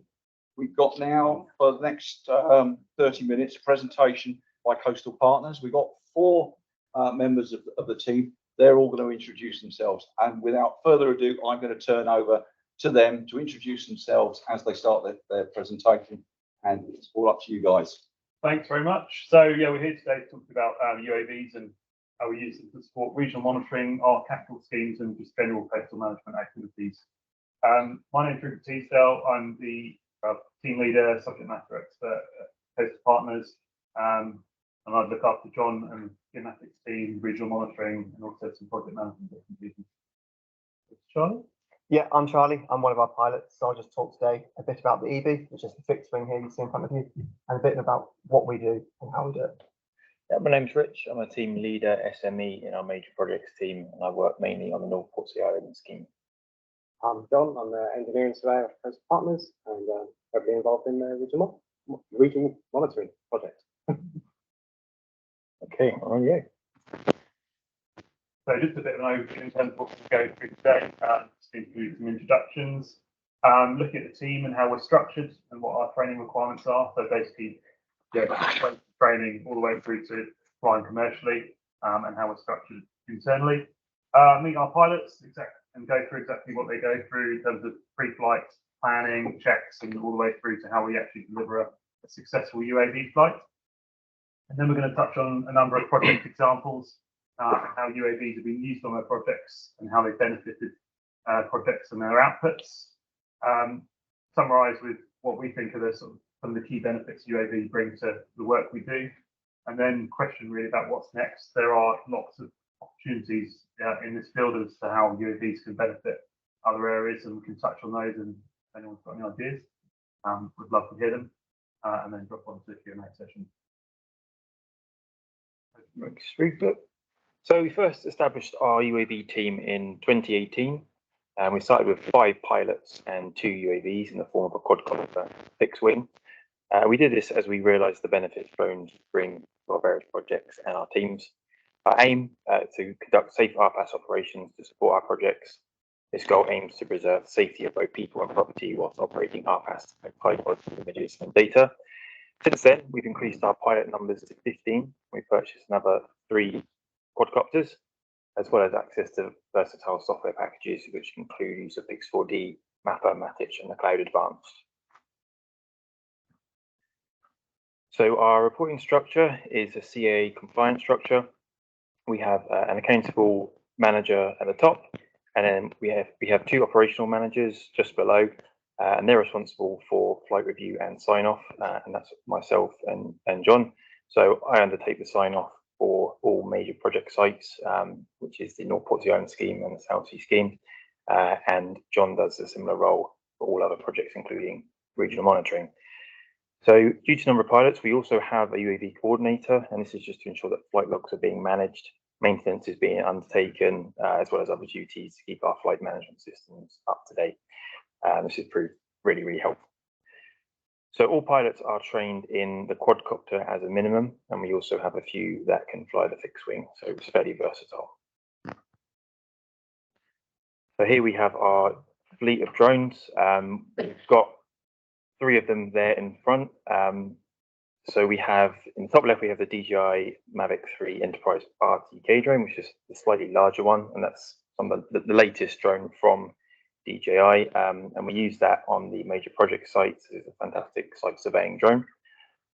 We have 2 of those, and we have the DJI Mini Pro 3, which is the smaller drone, and that's again used for site monitoring, not an RTK drone, but it is a really good handy tool because it's 249 grams, which means it's classified as C0, and there's not many restrictions, so you can fly it almost anywhere. That's really good for cinematics. Top right, we have the EBX SenseFly, which is fantastic for larger topography, such as regional monitoring surveys. And the bottom right, we have the DJI Inspire 2, which we didn't bring because it's massive, and it has a detachable payload, which is also very useful. So in terms of training requirements, pre-December 2020, we were required to undertake the permissions for commercial operations, the PFCO, as a standard.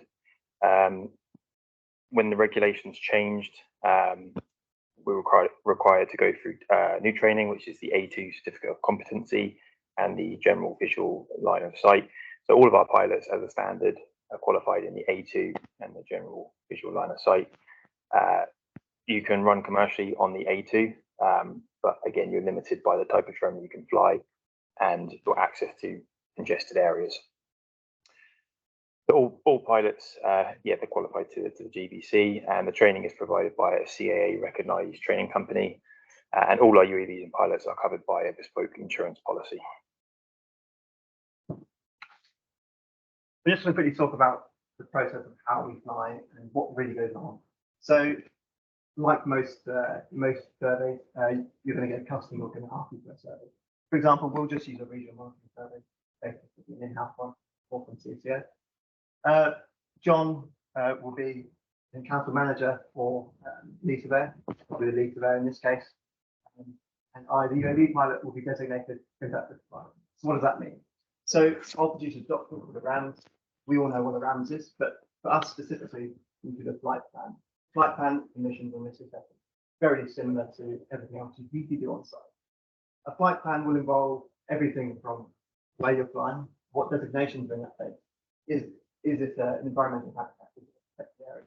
If so, you may need additional permissions from other bodies. That do allow these to take additional time, up to 4 to 6 weeks in certain instances.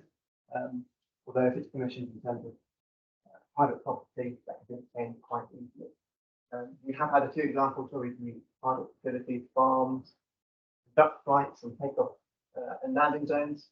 And there's people who've been very open and honest and happy to allow us to fly from their locations. So while on the surface it may seem that you're very restricted, open spaces you can take off from, you actually have a lot of land available to utilise.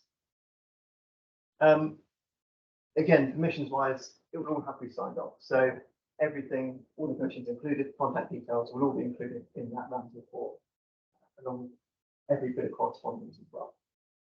I'll pass that back up to John, who's the lead surveyor, who would sign off. He might turn around and say, Charlie, you've missed a bit. Please go back and amend this, and we will do so. As soon as that's all done and signed off, you're ready to fly. And the biggest part here is about being compliant. So the Civil Aviation Authority govern everything that we do. So just as if you're flying a normal plane, we undergo the same set of regulations. So our ceiling is 120 meters. That's above the ground, the surface, not from the sea level.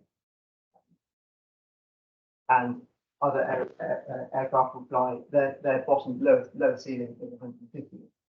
However, there are a few exceptions to this. For example, emergency services and military aircraft can fly at 50 meters. So we do have to be aware of that. And of course, especially down here on the south coast, you've constantly got the Coast Guard flying overhead and the Royal Naval Base as well. Something to keep in mind. Again, visual line of sight. It's something which is, it's fairly, how do you say it, subjective. We're supposed to remain within visual line of sight of the drone at all times. So whilst we can legally fly 500 meters away from you in any direction, we can fly up to a kilometer away. If you are in the centre, for example, so that kilometer area, you have to be able to see that drone. If you cannot see that drone, you should really reduce the size of the flight. And again, condition based. If it's a grey day and you've got a black drone, you're probably not going to see it. I have seen a few examples where some people sprayed in the side, just like a Coast Guard helicopter. It's easy to see from the surface, which could be something we think about potentially. But currently, we'll just quickly move on to the software which we use, if that's okay. So to fly the EB, we use a program called Emotion. You can see here, this is Gunner Point at Hailing Island. I'm sure a lot of you are familiar with it. That's almost the whole survey unit there. It goes up to in on the beach, which is just on the right-hand side. So you can see we can cover a large area in a very small space of time. So this flight here, you can't really see in the top there, but it would take about 15 minutes, I reckon, to fly that drone. What we can't capture really is wet sand. So if there are areas of wet sand, for example, the spit itself, we won't be able to capture that. We'll have to walk that, and of course, walking today. We have two options in terms of flight lines. You can see we have horizontal lines, which you can see here, or perpendicular. Benefit from perpendicular lines, of course, detail is far greater. The error is still the same, but you're capturing more points, more data. You're getting it from two different angles. It's slightly better. However, of course, with it being a vertical camera, it's still going to miss vertical structures. You're still wanting to inspection, for example. You wouldn't probably use it either. Again, of course, insulated flight, perpendicular flight, far longer to do, as you can expect. Flight times for these, they're about 40 minutes maximum, and we have 4 batteries anyway, so you can fly for a very long time, and we can do the whole of Hailing Island in one day without having to go back and recharge anything. The It's a very simple program, as I'm sure you can see there, and it's as simple as creating a polygon of where you want to fly, rotating the flight lines to whatever direction you want, whether that's for pace in terms of you want to do it as quick as possible, or to do with the wind speed, of course. You'd ideally want to go across the wind. That's it from me. So pass on to John. Thank you. Yeah, now we're going to go through a few project examples where we've utilised UAV. The first one is Thornbury Farm. So this one, the data's only just been captured really, so we haven't done any of the processing and analysis really. But it was a site that was identified by the Habitat Creation and Restoration Programme, HCRAP. It's got an acronym. So the programme identified potentially 29 hectares of mudflat, 14 hectares of salt marsh in this area. And we used the UAV really to inform that high-level tactical study of the site. So the main objective of the study is to really identify if it's still a viable site. So the Habitat Creation Programme is quite light on the salt marsh in the second epoch. So we're looking at sites really have to have potential for the salt marsh. And part of that process is to look at the existing topography and see what sort of cut fill work we would need to do to bring the levels up to promote more salt marsh habitat. And then the other element to it is really sort of site constraints, any vegetation, any access points you need to be aware of that could cause an issue, any utilities. So the benefit to UAV, you can capture a huge amount of data in a very short period of time over areas which are quite difficult to get to on foot. So there's lots of old riverbeds in there. There's areas of mudflat which wouldn't really be accessible by foot. You also get a very high resolution DTM, so we can see all the existing features in quite high resolution, so the old river channels, the new river channels. All that information is really good to get us a more accurate cut fill volume. And yeah, also we end up with a photogrammetry that goes alongside it, so you can visually see what's on the ground in high resolution. We can look at vegetation extents, etc. So a really nice, neat package of work that, yeah, really going to benefit that project. Yep. So some of these benefits have kind of been touched on by Ruth and Charlie. But obviously, as we've been saying, we've been using predominantly the EB here for assisting with the regional monitoring baselines that we've done this summer. So again, as kind of touched on, the EB here has RTK enabled, which obviously just assists with accuracy of having geo-rectified images, that sort of thing.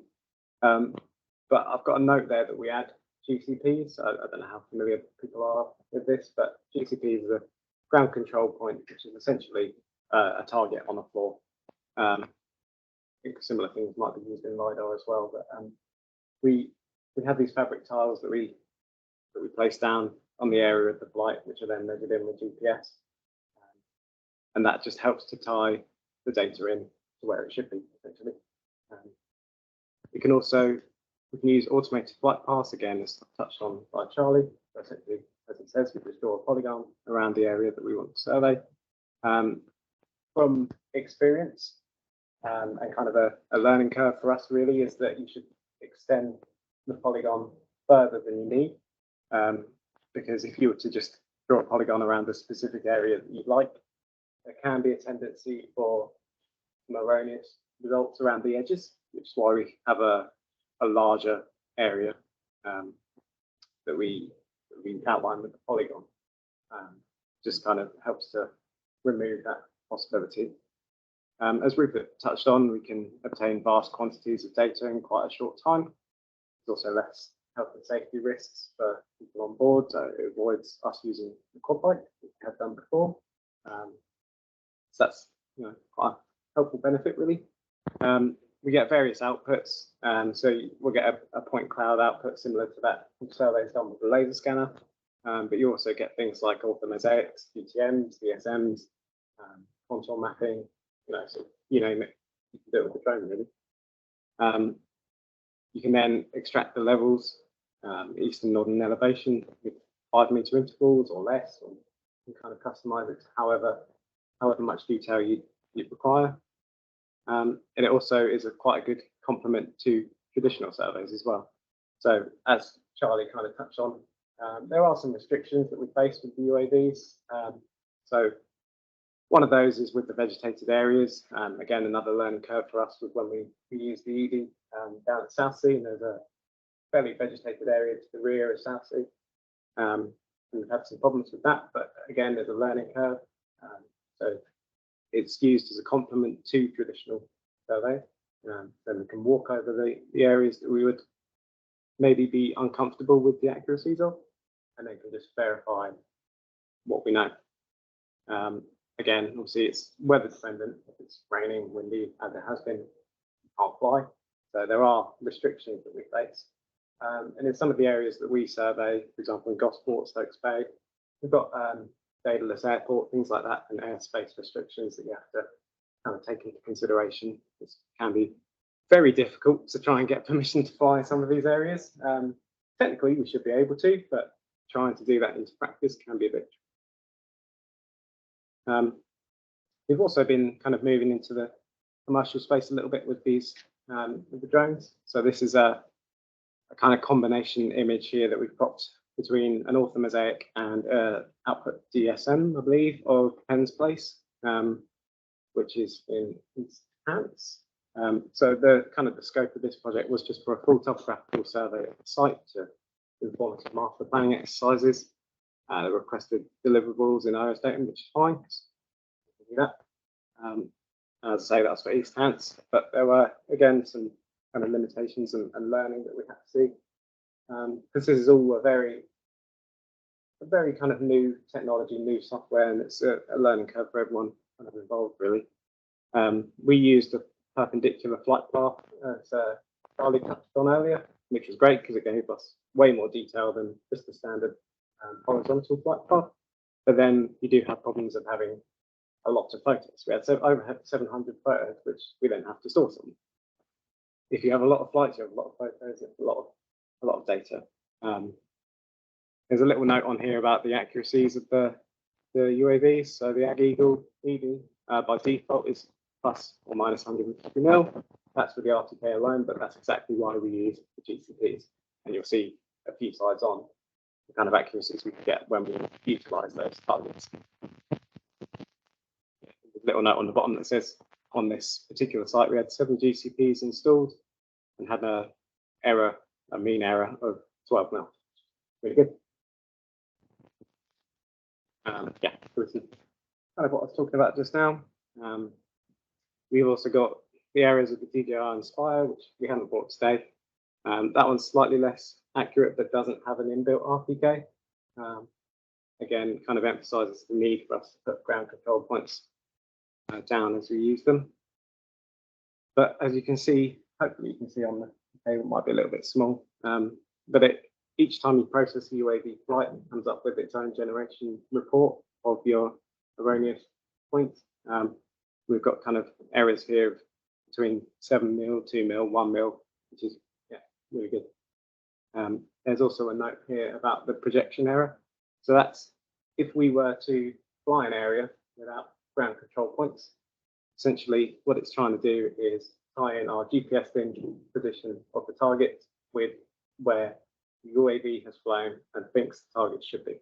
So it's saying that there's an error there about between sort of 69 mil, 37, but you then tie that in using the software to reduce that error. Cheers, John. Yeah, so on the screen you can see an image of sub-frontage bore on the South Sea coastal scheme. So part of our role on site is to undertake the role of an NEC site supervisor. So we're always asked by the contractor to sign off the line and level of the works. A little bit tricky with rock work because you're not allowed to walk on it. So traditional methods, obviously, you can't use them. And that's where the UAV comes into its own, really. So you can see we've flown over the rock structure. It's been processed in Pix4D Cloud Advanced. We've then been able to overlay the design in Pix4D as well, and you can see that pretty much the rock that's bang on. The next issue is getting the finished level. So simply in Pix4D, you're able to mark a point, and then the output will be produced, and you get your easing, northings, and then elevation, and then we can hopefully say that it is all approved. hopefully. Here's a really good image down at Southsea, subfrontage 4 again. So this is a really high resolution image. I can't show you on PowerPoint obviously, but you can see each individual rock detail if you zoom in. So it's great for all kinds of purposes, especially comms. This is the roost island that was constructed on the North Portsea Island scheme this year. So it was built on mud flat. So as a result, we had to monitor quite heavily for any settlement to make sure we stayed at the design height. So we've been undertaking weekly flights, and you can see one of the flights here. Again, processed in Pixel Cloud Advanced. You can work out it gives you the area, you can do the volume as well. And you can see here I've put through a cross section. And again, you get a nice elevation profile where you can then do a nice cross check against the design. You know, whether we need to add more shingle or it's doing okay. So on to benefits, real obvious one, comms and engagement. We've all seen the nice fancy photos and videos that drones offer. The new drones that we have here have a time-lapse feature. This is the Saucepan Dow down at subfrontage 4. So we set the drone at 120 meters altitude, and it can hover in one place for around 45 to 50 minutes, subject to the wind, obviously. But if it's a calm day, then get this kind of output. So again, great for comms, shows people what we do from a different perspective. If only it was that fast in real life.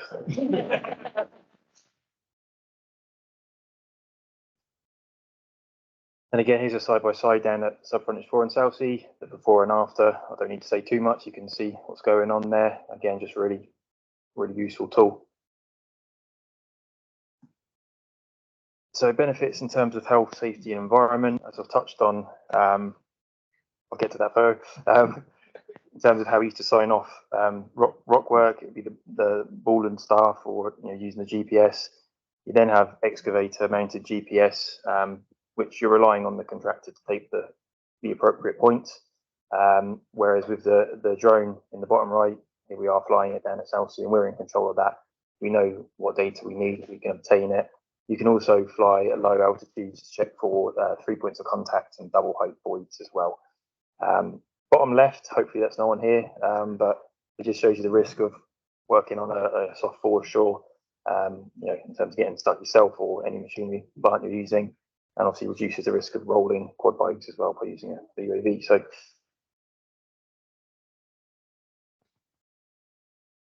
that's the thing. Oh, yeah, it was going to be, Okay.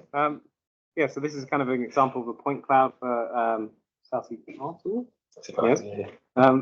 And you can kind of see the difference here between the traditional topographic survey, the kind of level of detail that you might pick up using total station or GPS, however it's performed, which gives a reasonable amount of kind of data available. But when you compare that to the image on the left, that's a point cloud with georeference points, and every single individual pixel there has an eastern, northern, and elevation. So the amount of detail that you're picking up from UAVs is considerably more than traditional survey methods. I'll just add to that as well, because I was leading the design for Frontage 4. There's a lot of intricate detail, particularly around the moat there, where traditional topo doesn't pick it up. So when it comes to the design, the tie-ins, a lot of that's normally left right till you get to site and people are trying to figure out what to do. With this data up front, you can come up with tie-in solutions much earlier on in the process. You don't have the delay when it comes to working site. So yeah, real lesson learned there. And then kind of another benefit again of using the UAVs with our baseline surveys. So the fixed wing UAV here has been utilised for a lot of baselines that we conducted in 2023. Our kind of initial assessment from our timesheets would indicate we've had a 25% reduction in hours for 5S06 and 07, which is failing compared to previous years. So obviously there's great potential there for saving reduction and time benefits as well. So what's next in the space of UAV? P98 asset inspections is quite relevant because we've had talk on asset inspections already today. So we touched on inaccessible areas. So we've just done some work with Southampton on asset inspections. There are lots of areas you can't get to because we've got key walls, and rock structures, stuff you would normally have to inspect using a rig or a boat. So the drone could definitely help with that. And you can also get to the structures at low tide, and you can't do that on a boat. So particularly sheet piles that might be corroding at below water level, with a mud flat foreshore, probably more beneficial than a boat. You could also go identify areas in UAV, then go back with a boat later on and just do more targeted inspections, look for cover, etc. Design and construction, already touched on the South Sea example there, using a high resolution to look at high-end details for design, but also the ortho mosaics. We try and make all of our sites zero waste, so knowing how much arisings are broken out, for example, and then mapping the volumes of those stockpiles and knowing how much material can then be reused in the work is also really important to manage. Sometimes our contractors are not as good as doing that as we would like. And then integration of photogrammetry into the dynamic work model. So all of our design work is done in BIM, so it's all BIM compliant. It starts with the model, it ends with the model. And if we can then overlay high resolution photogrammetry on top of that model, it really brings the whole thing to life. Habitat surveys, already touched on that a little bit, but we're looking at calculating vegetation extents. I think we're looking at a different camera that does that. So habitat mapping and monitoring.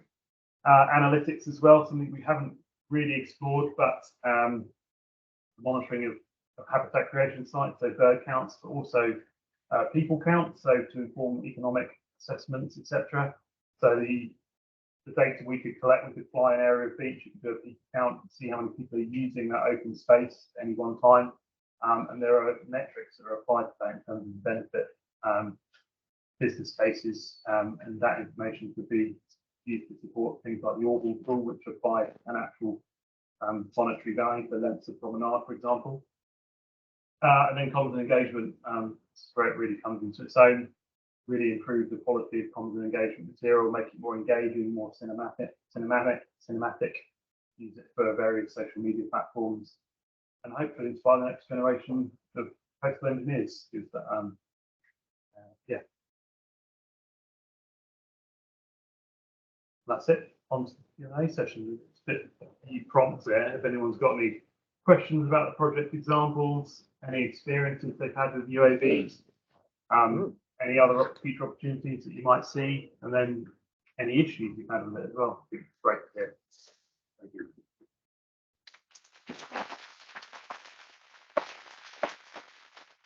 Just going to say a big thanks to all four of you. Fantastic presentation. Yeah, I'm really good. And for me, I'm just going to say I've got nothing to add to it. I can't actually do anything. The only time I had anything to do with this was in the early stages of the monitoring program, but one of our colleagues got hold of one of these. He liked gadgets, and he got one of the very early ones. And I can tell you, if they go just a little bit too far, they just land on their own. That's what happened to him. Unfortunately, he had a 15-mile drive to get it back. He went down on the wrong side of the harbour, and he had to go all the way around to come back to get it back again. So yeah, there's something to be said for that. But brilliant. So questions from the floor. Yep, the back there. Thank you. Yeah.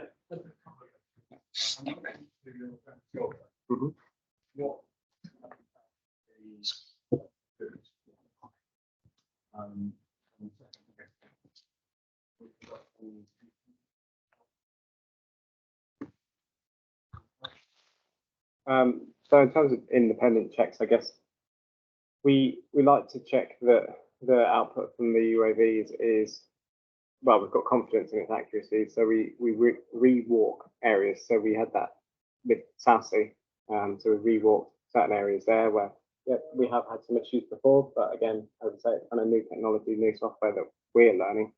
But yeah, there are ways that we can validate what we have measured. So if I go back to the previous example of Penn's Place in East Hants, that was a combination of normal total station topographic survey and then UAV data. So the UAV was used to capture the open fields, and then I went out with total station, measured the rest of it manually, but also kind of used the total station to validate some of the levels in the fields as well, just in kind of ensure confidence of the accuracies. Ground control points. So this is something that we're still learning, but from guidance that we've had from our training providers is that best distribution is something like a 5-sided dice. You have sort of 2 on the, let's say, the northern side, 2 on the southern side, and at least 1 in the middle. Ideally more than 5, but that kind of distribution. Depends on the area that you're surveying, really. So if you're surveying, we've got a max of 500 meters either side of us. As long as there's an even space between them, I would suggest. What we have done before, areas with kind of larger crests, that sort of thing on the beach, we put 1 on the top and then 1 near, but not too close, on either the slope or the bottom half, just to ensure that levels on either side of those are kind of valid, really. Yeah.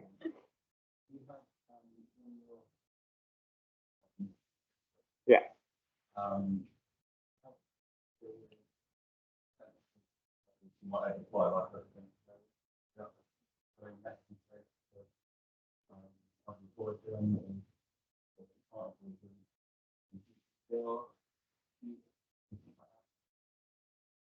Yeah, so we are allowed to fly over residential areas as long as we're within our regulations. In terms of GDPR, the outputs that you get from the drone aren't detailed enough to be invasive.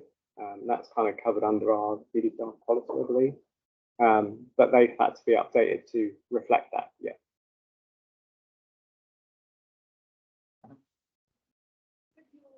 Control points, you said is it carpet tiles you've been using? Yeah, so we previously started with carpet tiles, sorry, we now use kind of fabric lighter weight ones that are just more convenient to carry around. And they just come with a set of pins essentially that you just temporarily pin them into the ground. So you pin them into yeah. How stock, let's say thing when you post carpet tile. Yeah. 1 minute it's there. Yeah. We have had problems in the early days with people picking them up and being like, oh, what's this? And then they're like, where's my GCP ones? But we also have a tendency to use in areas that we can permanent GCPs, something that we're looking into. You know, we've got areas, we've got a compound on Herring Island that we can spray an X up as long as we've got a permanent GCP. You know, there's alternative ways that you can go around it. Yeah, I have done before. Yeah. Manhole covers as well. Mm-hmm. Yeah, there's things that are fixed essentially. I've got a little bit of experience, not as much as some others in the room, but in terms of the extensive vegetated shingle, I've been running a monitoring project for about 5 years on extents and evaluating the strengths and weaknesses of drone in measuring extents. How are you controlling the confidence in measurement of extents, and how granular you feel that data can be in determining assemblages and verification with respect to boundary? We haven't done it yet. We're not going to tell you in a year. So Ed, who is leading on it, also one of our pilots, is in the process of purchasing a camera. But I think you always need to be going out on the field, verify and a bit of kit to help us, I guess, with covering larger areas. But great to have a chat after this. Yeah, we'll have to embark on it. By all means, yeah. When you're taking your measurements for your ground control point locations, how long are you taking the measurements for, and to what tolerances? So we kind of use the same tolerances that we do for our regular control points for baseline service, plus minus 30 mil. Try and get them in, obviously as minimal as you can. But it depends on, for regional monitoring purposes, we prefer to leave them continually measuring for, you know, an extended period of time. If we're doing post storms and we've only got a tiny window that where the wind has died down that we need to fly, it might just be a case of just having it measure for a few seconds just to get the flight done. But obviously it does face those sorts of restrictions. And then, sorry, just to add another one. In terms of the resolution of the how does that compare to traditional laser scan survey on laser scan survey? Good question. I'm not sure. I'd have to have a look and get back to you on that. How far away are the points? I'll say if you were taking when you zoomed into a close-up scale, how far away have you got? I mean, I don't know an exact number, if I'm honest, but they're detailed. You know, like the point cloud that you saw here, it's a shame because you can't see the kind of high resolution, but it also depends on how close to the object that you're flying and what sort of images you take. So, for example, the EV's a bit restricted in terms of the fact that it's only vertical images. Benefits of some of the other drones that have gimbal cameras is that you can take the oblique images and capture more detail on vertical surfaces, things like that. Okay, great. But yeah, I can have a look into it. I've got a couple of questions while you all think about it. Just out of interest, you've got all the items here. The bigger one, how big is it? It's heavy. It's heavy, yeah. It's probably about this big when it has its legs out. Oh, right. Okay. But when you said I thought it might. It's not. Yeah, it's not that. Yeah. Well, yeah. I think it's 4+ kilograms. Roughly, so yeah, a bit big enough. It would hurt if it fell on you, basically. So. Question a little bit off direction. The Tonbridge Farm survey you were doing. Were you looking at that as a habitat creation project, or were you looking at that as adaptation in the future? I don't know all the details of the project, but it is looking at a potential managed realignment sites for the habitat creation and restoration program. Right, because you were talking about Epoch 2. Yeah, it was just program has got a deficit of salt marsh in it at the moment, second and later epochs. So they're looking at sites with the potential to create more salt marsh. Coastal Partners got a potential from most of the south of England in their zones. But sites like Carry on. Sites like this would need some material to bring the levels up. I was just wondering, you know, how you were looking at it. It was just whether it was an adaptation or whether it's really just being a bit sly about how you're going to pitch it in the future. Whether it's going to be a habitat creation project, you might get a different source of funding for it. And so it's how it's done. They're definitely links though, habitat creation. Yeah. Any questions? Walk 2. So obviously when you first set up drone pilots, CAA regulations, from my understanding is that they're sort of constantly changing and evolving. How have you sort of managed to, was there any struggle in how to set up your initial missions? Because there's so many contacts that you have to sort of juggle. So is there any sort of hurdles you have to overcome like that? Yeah, sure. Yeah, we used a CAA approved training company, and they just guide us through that process. So they take away the thinking, so to speak. And when things are changing, we subscribe to their update newsletters. They have webinars as well, and they'll actually send out emails saying there's been a change in regulation. We're going to ask more questions to the CAA, and then they'll come back and update us. So yeah, it's really useful to have a reliable source of information, because you can try and look online for something. You know, it's like it's all different. It changes all the time, and the regulations are changing all the time as well. You have to update your operations manual quite a lot, or is it something that? Well, we had when we first set up in 2018, we had 5 pilots. 3 of those left. I think it was just myself and Alex, and that was during COVID, obviously. And then we kind of revamped things and got it going again, which then tied in with the newer regulations of A2 and GVC. So if we were going at it quite intensely, then there would have been more of probably a transition where it would have been a bit trickier, but we kind of had like a clean start really in the last few years with it all, so we avoided that. how frequently do you have to report surveys or deviate from your survey schedule due to unforeseen circumstances, to whether does these restrictions that you mentioned, how often you up class A pre-schedule chuck things around? This year, to be honest, we've been quite lucky. Have we aborted any this summer? Don't think so. Only training flights. Yeah, only training flights this year. Our timing has been for a T. But no, yeah, it's a good question. This time of year, it proves quite tricky. I think we tried to get some training flights in a couple of weeks ago. Storms, low pressure rain, or whatever. All these drones, they maximum wind speed vary, and so for this Ag Eagles here, it's 24.8 knots, so 12.8 meters a second. Whereas for the PGIs, it's a bit lower. So you can actually fly in pretty bad weather, but of course, bear in mind it's 100 meters up, not surface wind speed. But the great thing about the technology in this is it tells you what the wind speed is, and if it's over the threshold, it won't conduct the survey. It will automatically go back to its home waypoint and land. So you ever notice a reduction in accuracy post-process and due to weather conditions? So if you have a really nice calm day, you tend to get a greater if you're out, say, at your 21 meters to right that limit, you notice reduction in accuracy.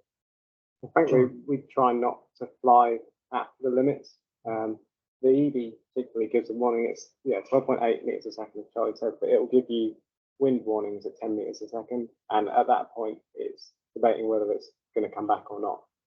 So we try to avoid flying at the worst conditions. So we haven't done much in terms of processing flights that were conducted in poor conditions because we haven't flown them. But it'll be interesting to find out. As long as we don't lose the drone. Before I go on to the next question, you missed the golden opportunity. As the pilot, it's all down to the skill of the pilot. You missed the chance. Well, these guys would differ, but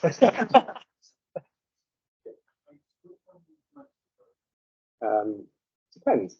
For baselines, EV, it lends itself much better to larger areas, but you are faced with takeoff and landing problems with the EV. So it's kind of think about it like a plane, the way it takes off and lands. So you'll need a flat open stretch for it to come in and land.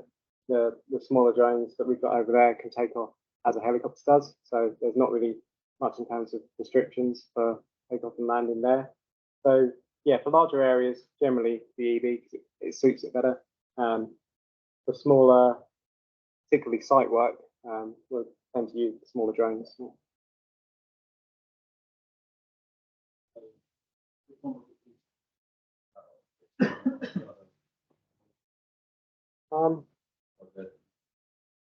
The pilot, I think. Yeah, it's what you're like personally.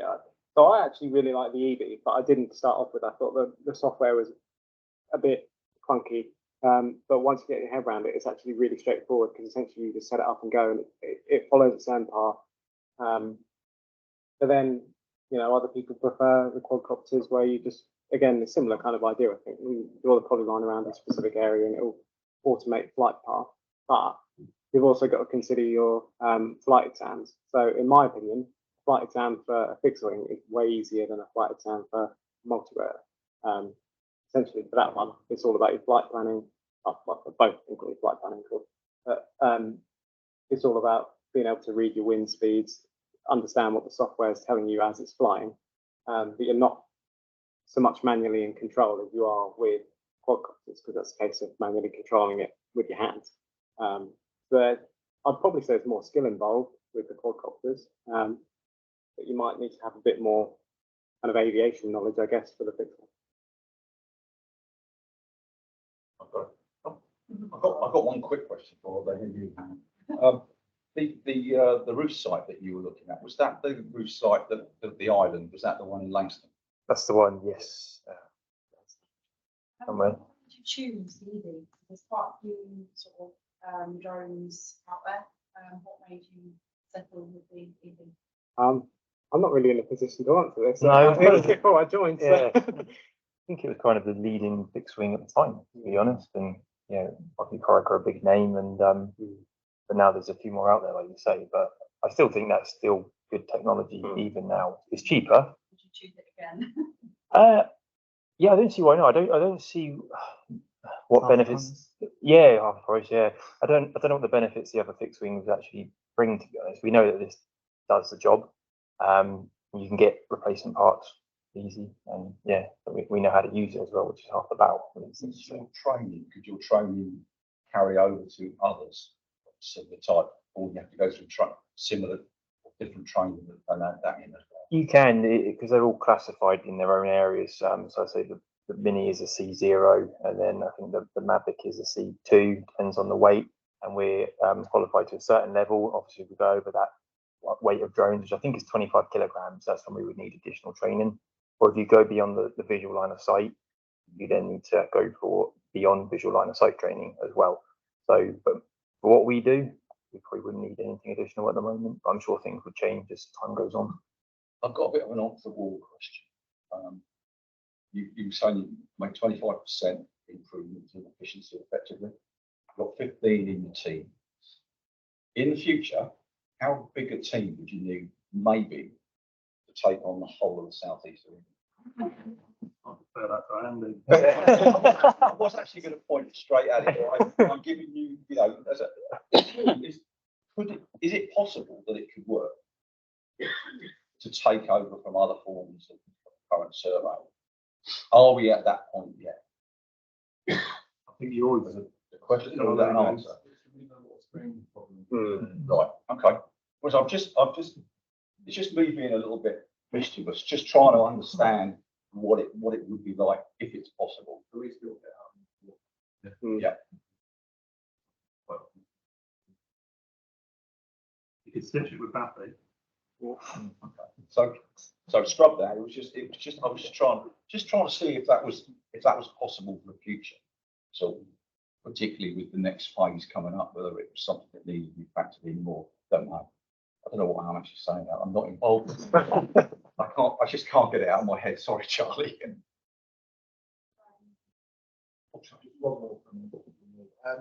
When you mentioned doing relations,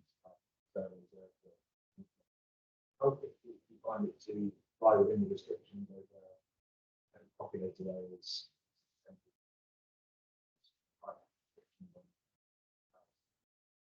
That's a good question. I haven't flown over in cities, although there's certain apps out there which you can use, which you do get taught out in training anyway, and it'll come up with the areas which you can't fly in. So there's restricted flying zones.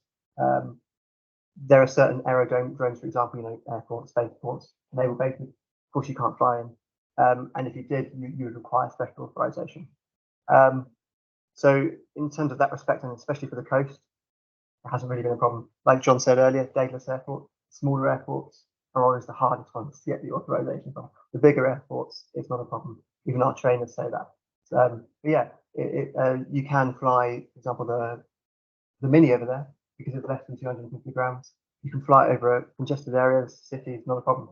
The only thing you have to bear in mind, of course, is your altitude, and if there's any hazards in the way, so power lines, things like that. It may be best not be able to fly over schools and certain areas like that. Although if you're flying across a building, over a building, you can break the limit to fly over the building, and that's the only time you can break it. We're thinking more about promenades and beaches, so typically you would collect that data with people counters, and you're going to be missing a whole load of people that are actually on the beach. And open space, particularly in cities like Portsmouth, is really important from a recreational perspective.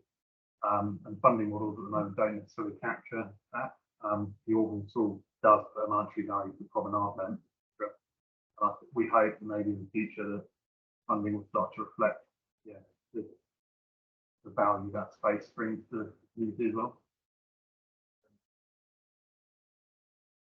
Yeah. If you look at places like Pagham, what we see on the surface is sort of superficial features above low water. It's all dependent on what's happening immediately in the subsurface out to 1, 2, 3 meters. Is there any technology on the horizon that could do that shallow water? Hopefully, I mean, there's space for USVs, but it's unmanned surface vehicles, but it's not something that we've looked into, and it's, if I'm honest, it's not something I know about yet, but I suspect so. So you haven't tried LiDAR or anything like that? Just for just to make sure that everyone's aware. Do you do work for other local authorities? Can you contract to other local authorities to do surveys that they may or may not need in areas? Say some, I don't know, Hachem Harbour, could you do that if it was requested? Yes, we weren't intending to do it ourselves, but we can. I'm making sure that it's that everybody is aware. Otherwise, people might not say they really good idea. They were really doing a good job at Coastal Partners, but I don't want to ask. Just want to make sure that we don't mind being asked. Should you? Yeah, so we can transact with other government bodies, including the agency. Yes. More questions? Go on. Marty, sorry. That's a more controversial question. Birds, disturbance birds, birds of prey. I just wonder if the pilots had experience of that and how you feel about that, because that is reported in the press. Concerned. So we did with the EV at Penn's place. So we had a couple of buzzers, I believe, continuously circling the fields which we were in, and every now and again, as soon as the drone went over towards it, it would dive and try to attack it. We do have an emergency dive feature where it will drop 10, 15 meters or ascend 10, 15 meters. But it just continues to follow it. Yes, it is a problem, although we've never, it didn't disrupt the overall output. And we have never had a drone taken down yet. But yeah, it's a good point. It does happen. And in terms of disrupting birds, we were at Tornabury, not Tornabury, yes, Southall, a while back with Ed, one of our environmentalists, and he was saying that whilst the drone was disturbing the birds that were there, they weren't moving too far away, and as soon as it was gone, they were coming back. So it wasn't like a permanent destruction or a long-term destruction, let's say more of a brief one, which was good to know from our point of view. We had no idea. Yeah. Naturally, they're definitely further vertical takeoff than the fixed one. They've commented on that in their sense.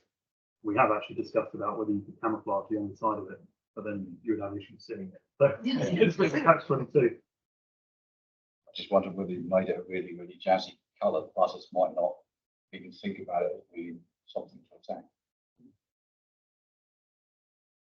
Any last questions? I've got one for you. I saw a pilot on the beach with a hard hat on. You need a peak cap as a hard hat. You need to do a bit of a design and press the boss to get yourself pilot's hard hat.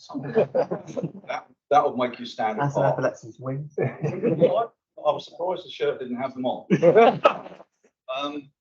Any last questions? Any questions from? No questions from online. Right. Lovely. Yeah. Okay. With that, then, thank you very much on behalf of us all. Thank you very much, guys. Done a fantastic job today. So, if everyone would like to join me.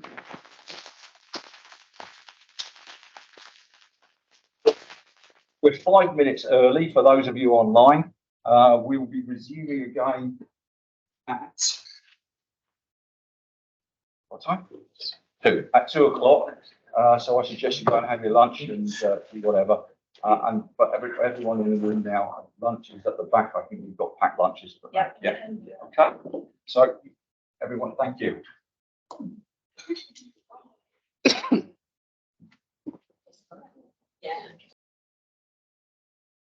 It's over to you. Oh, wonderful. Hi everyone, my name's Luke. I'm a third year PhD here at the University of Southampton, and I'm just going to give you a quick whistle-stop tour about storm clustering, and in particular the research we did on the temporal clustering of storm surge, wave height, and high sea levels exceedances around the UK coastline. Okay.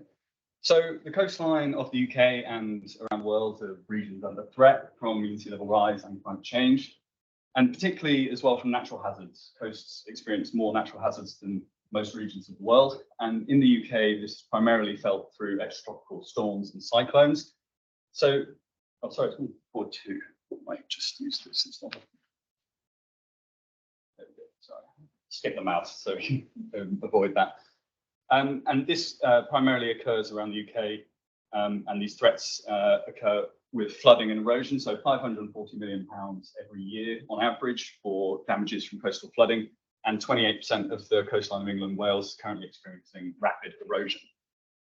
Now, the topic of storm clustering is something that has come to mind recently, and it's this idea of consecutive storms happening in reasonably quick succession. There's not a clear definition of what it is, but broadly it's just multiple storms, quick succession in a given area. But the timescale that this can occur on can be days, it can be weeks, it can be months, it can even be decades. Now, these represent consecutive hazards that are currently understudied and underrepresented in coastal management because they can cause attritional impacts from the temporal clustering of these storms.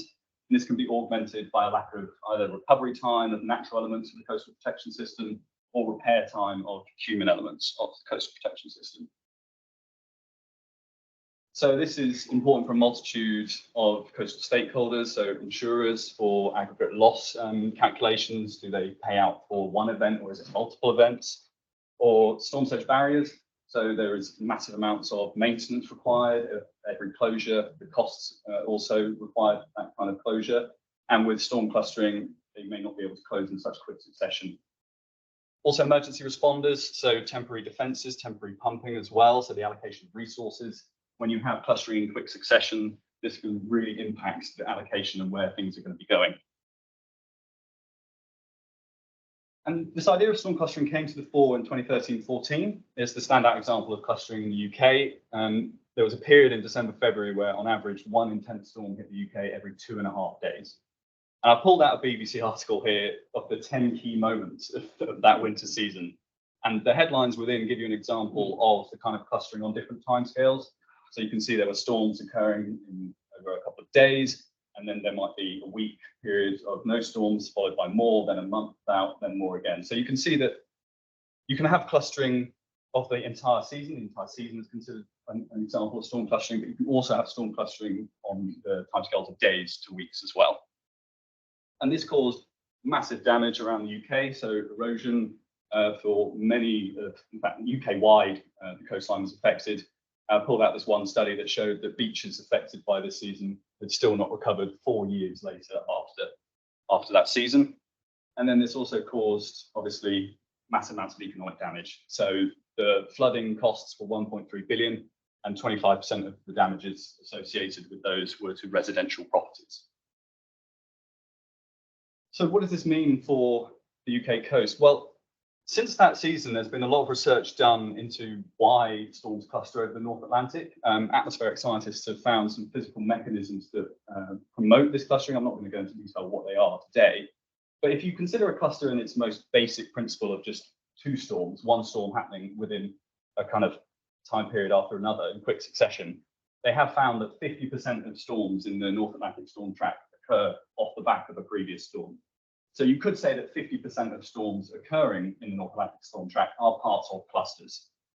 So for the UK coast and for coastal practitioners, this means that we should be expecting and preparing for storms arriving in sequences, as it has been shown to occur in the atmosphere. And this left us with the key question of, well, is this temporal clustering that we see over the North Atlantic storm track also seen at the coastline in the parameters that drive coastal flooding and erosion, namely sea levels, storm surges, and waves? So our research, like the title slide, just came to aim to assess the nature of this clustering, of the parameters that drive flooding and erosion. And we have our 2 kind of main objectives, and they relate to 2 different timescales. So we wanted to first see on the interseasonal timescale, determining which seasons clustering was most apparent. So do we see other seasons like the 2013-14 season where there's a lot of events? Is it UK-wide? That kind of thing. And then also the interseasonal, within those seasons, well, what is the amount of time between these consecutive sequences? Are they happening over weeks or days or months? I've also got a sub-objective just at the bottom there, you can't quite see, that's evaluating the performance of modelled data, because we did look at some modelled data. I'm not going to go into much detail about that today, because what we found was modelled data from the analysis of extremes is always a bit of a headache, and it doesn't really capture the extremes of the measured data very well. So we dropped it after the first objective. So it will be on the figures, but I'm not going to talk too much in detail about it. So this was the data that we used. We used the entire UK national tide gauge network for our still sea levels and surges. And then we used the entire RCMP wave network for England for our wave heights as well. And then the model data, again, just briefly, we used two of the most up-to-date and statistically sound models, the Codec model kind class sea levels and surges and ERA 5 wave reanalysis as well.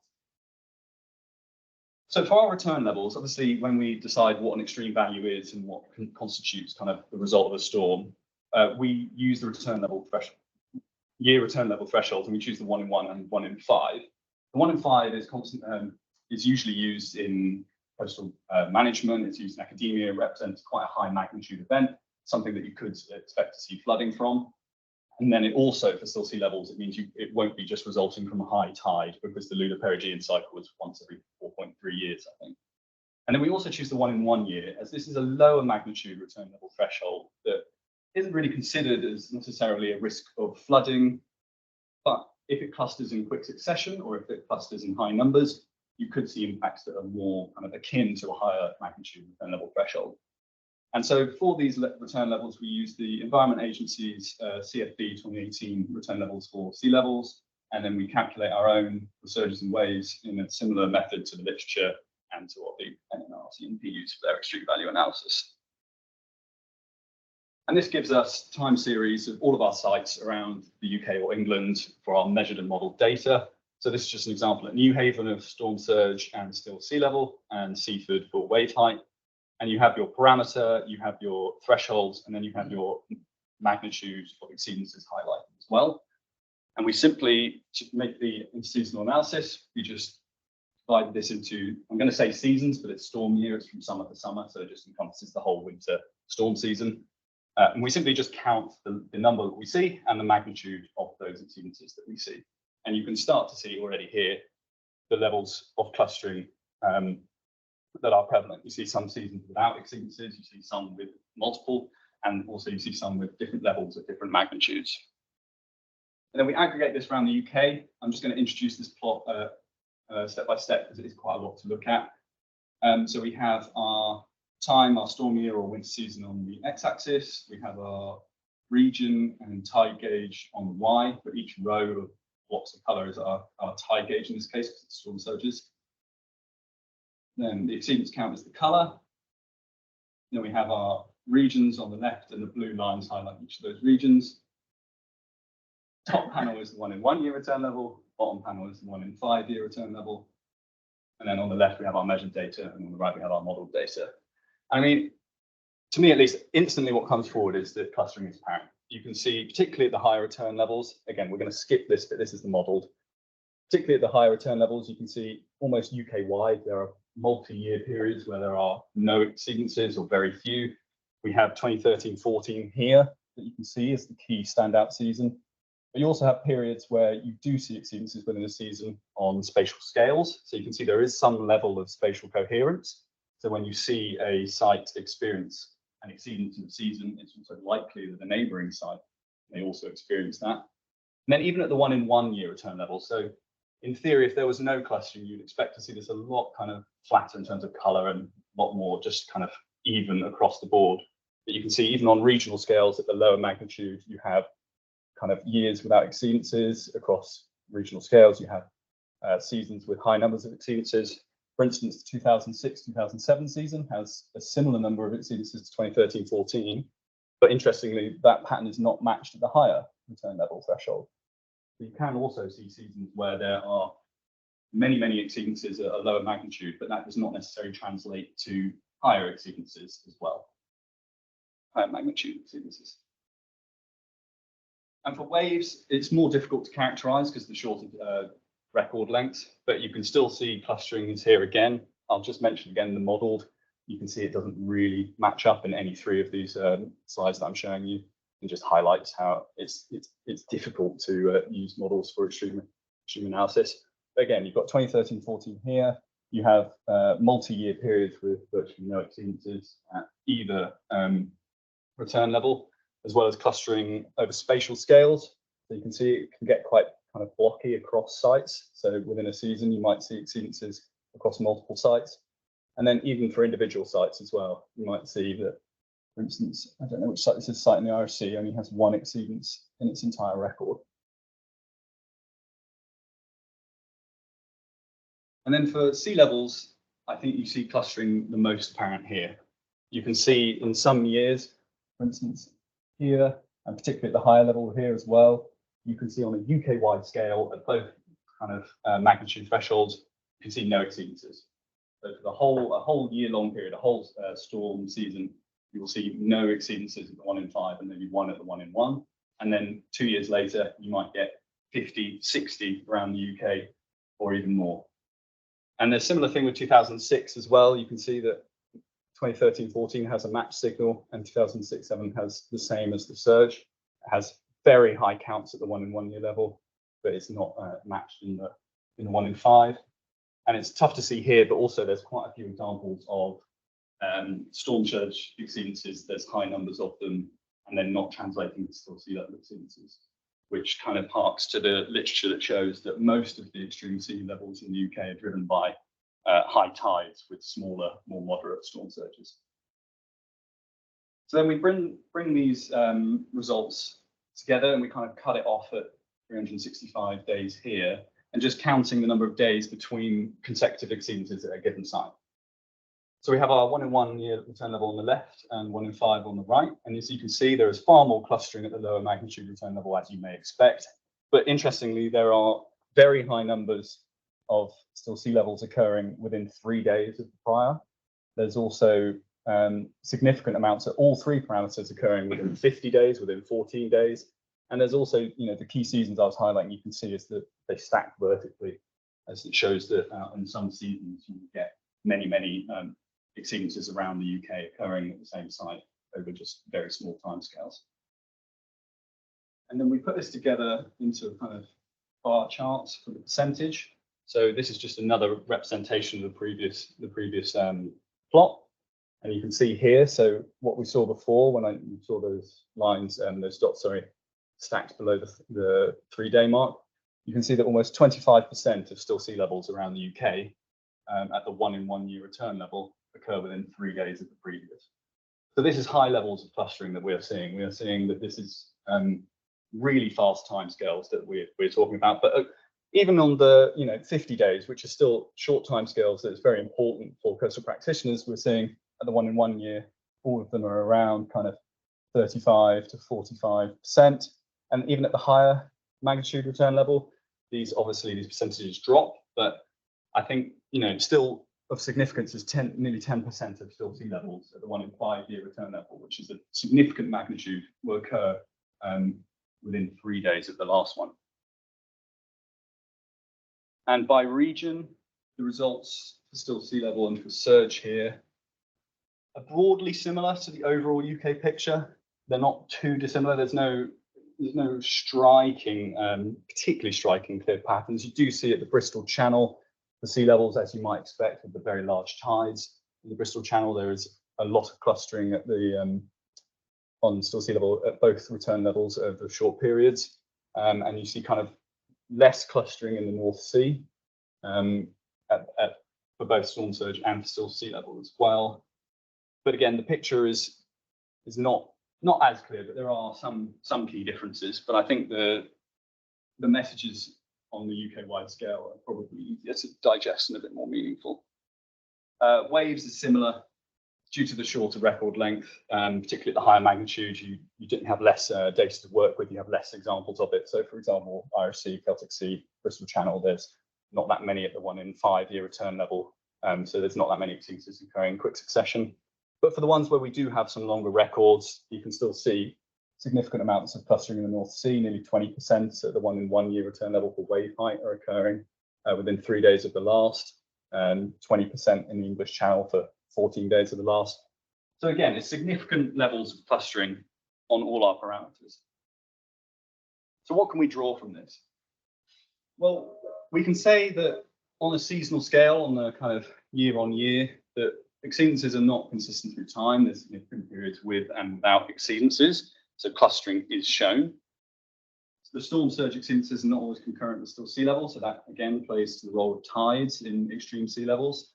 And also that like 2006, 2007, there may be years where there's many 1 in 1 year return levels, but it does not also mean a matching or the 1 in 5.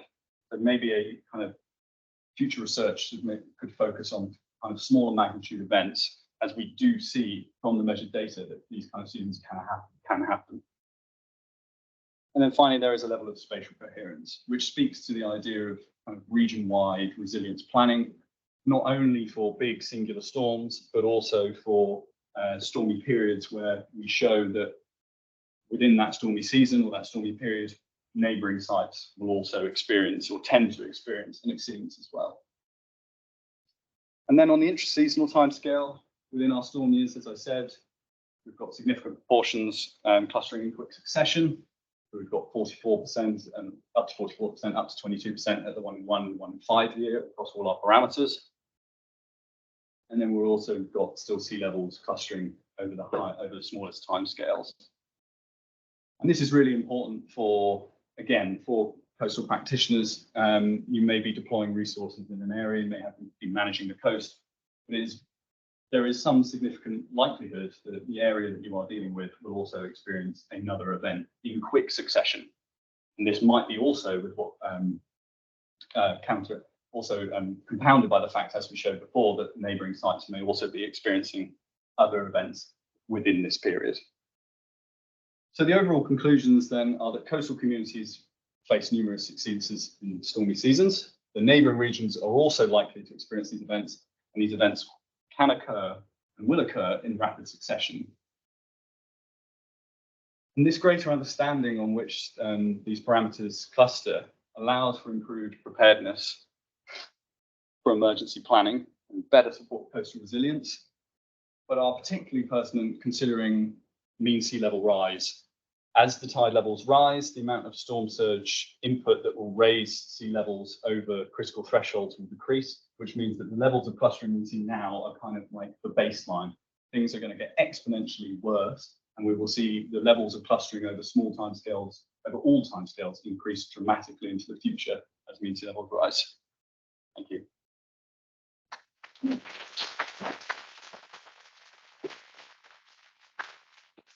Thank you. I'm a bit dumbfounded, actually. Good luck to you lot. Thank you, Luke. I'd now like to invite Christine Sands to take it. Thank you. I'll let you introduce yourself and your paper. After that depressing note.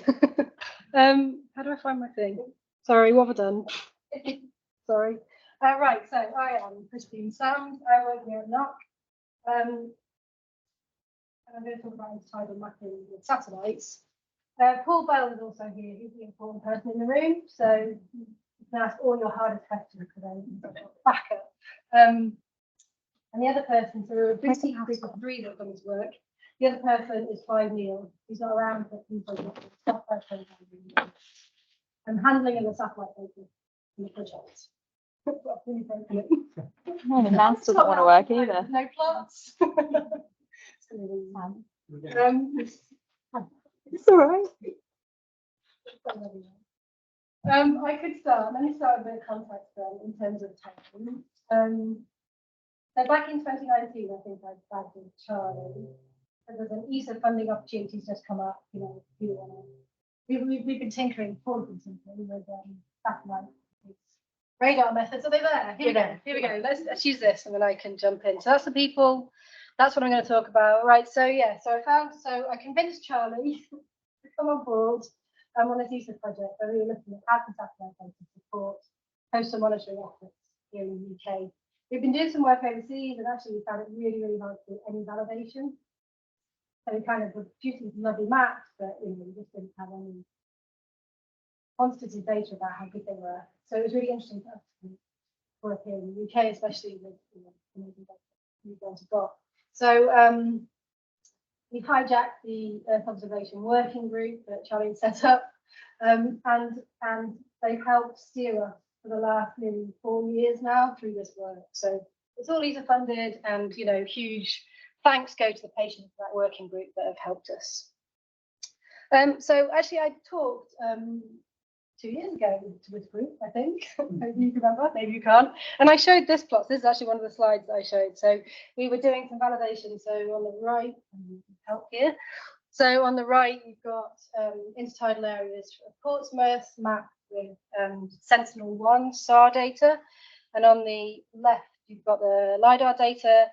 And we've been doing this validation study. And we were kind of pleased that we were getting fully constant around about, within 22 centimetres of the absolute error across the site, and R squared of about 0.87. So, we were kind of pleased with that. And that gave us, that kind of wrapped, we did a bit more work on that project, and that kind of wrapped that up. But that gave us the confidence to say there's something in this.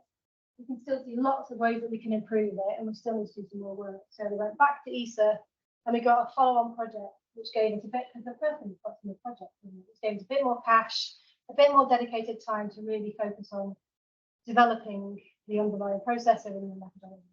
So we had this project, and I didn't show this video last time. This is actually quite old now, but just to give you an example of kind of ways it could go. So what you're looking at on the right is Morecambe Bay, and it's what we've done is we've stitched together 6-month composite for satellite data in a rolling 1-month window, and it runs from 2017, I think, through to 2021 or something. So it gives you an idea. This is just a second. This is not, we can do better than this now, but just to show the sort of thing that we can do. So you can start to see some of the intertidal topographic dynamics that are taking place. Right, so what are we actually doing? So this is kind of an overview of the process, if you like. So what I'm going to do is I'll talk through it a little bit, and I'll talk about the improvements that we've made in this project and where we are now. So we take a time series of Sentinel-1, so this is the technical service, it's open access satellite data, Sentinel-1 radar data. We take a time series of satellite data.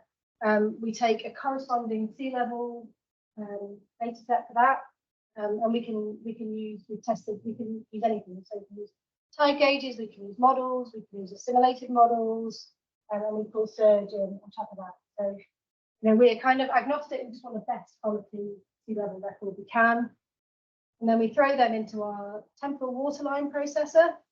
So this is Paul's work from the past 20 years. The papers are there. I'm not going to talk about it in detail, but it's basically the work he did with radar. We've now adapted it for and what we do is, we've got an observed time series. We then generate a synthetic time series. So for every pixel within the image, we generate synthetic time series of all possible states of the tide for that pixel. And then we do a correlation process. So we compare the observed time series with the synthetic time series. Where there's a best fit, we say that's the elevation. That's how it works. And then we get these useful colorful maps. A big progress that we've made this year is integrating Sentinel-2. So we're now working with both Sentinel-1 and Sentinel-2 satellite. So the overpass frequency can be paid around about every 2 to 3 days, and Sentinel-1 at least, I think it's probably the same Sentinel-2. And they were launched around 2016. We get a solid record, so that's how far back we can go with these at the moment. Yeah, right. So let's go. So one of the improvements we made was this pulling in a Sentinel-2. That's been really, really important to us, because what you're looking at here is y-axis is number of images, x-axis is the different tidal height bins. So it shows you how many images for a piece analysis, how many images we've got at each different tidal height.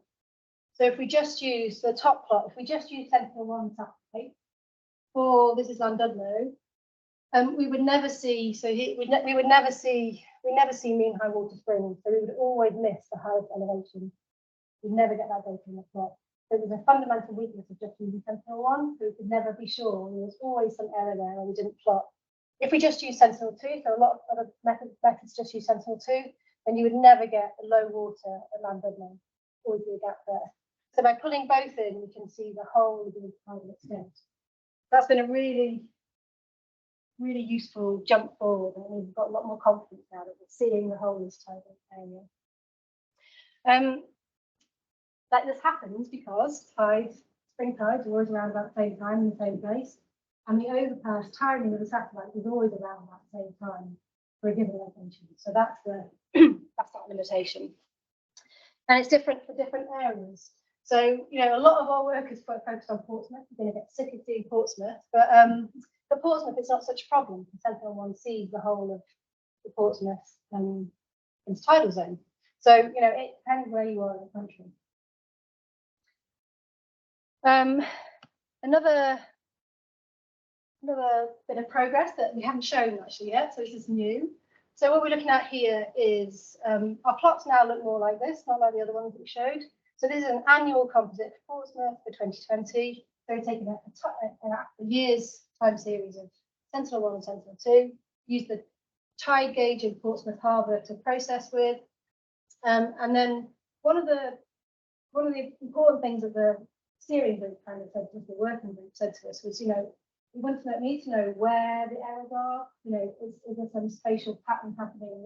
Where's the uncertainty creeping in? So we started generating these, what we call confidence plots, to go with the output.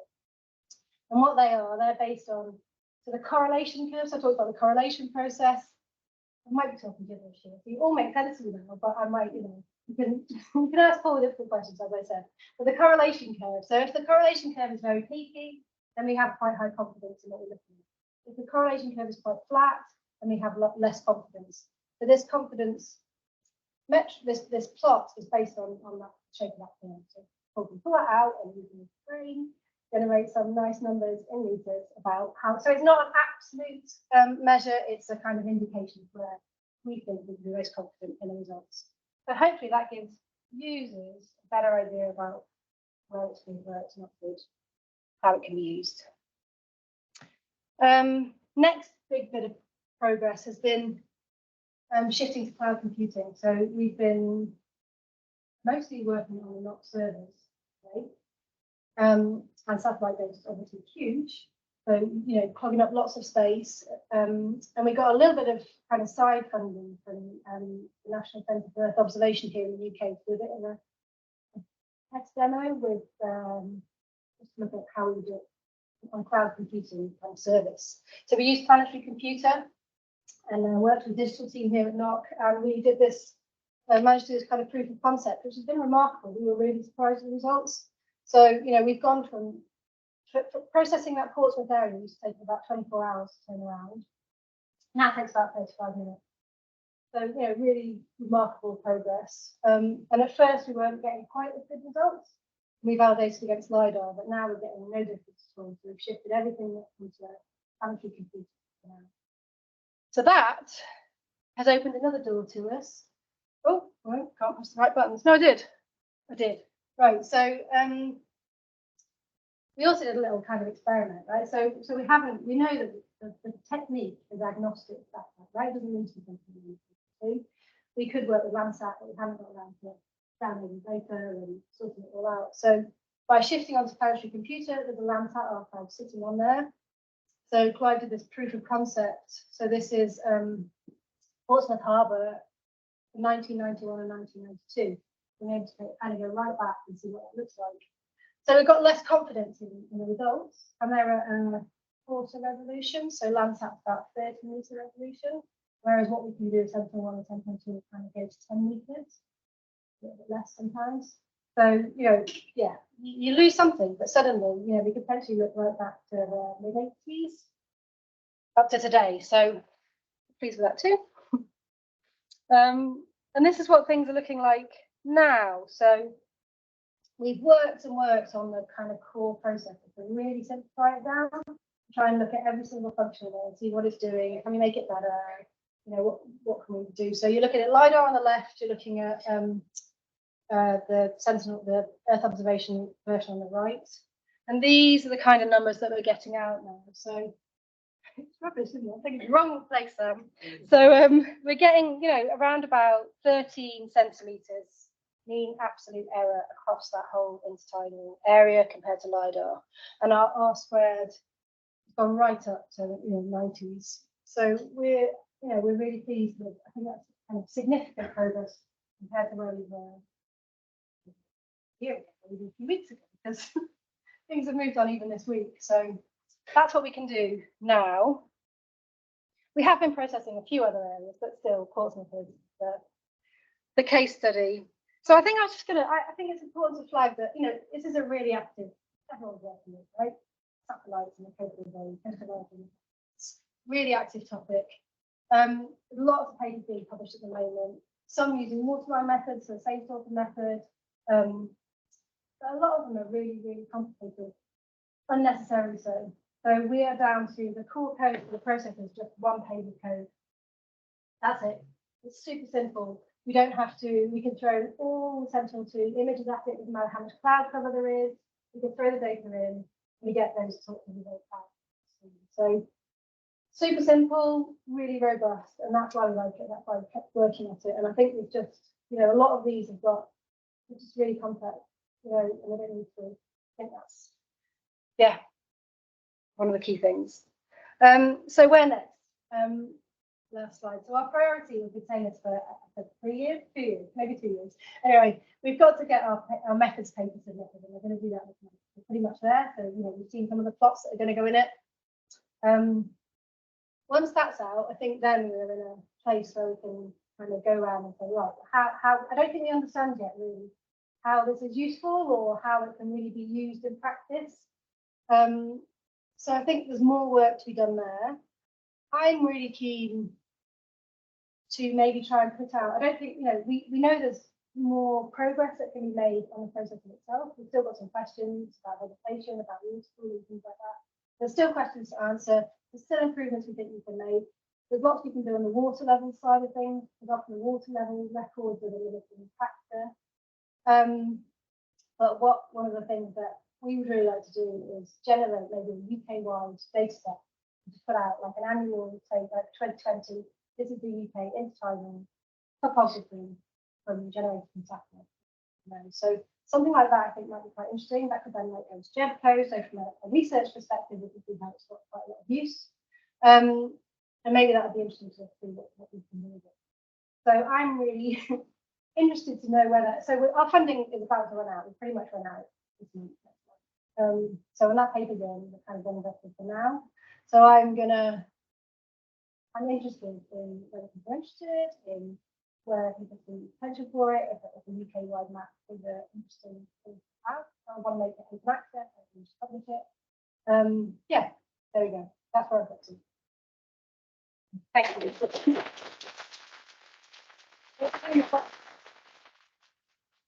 Thank you. Thank you. And last but not Dr. Kassem, if you'd like to introduce yourself and your paper, that would be really good. Thank you. Just click on this.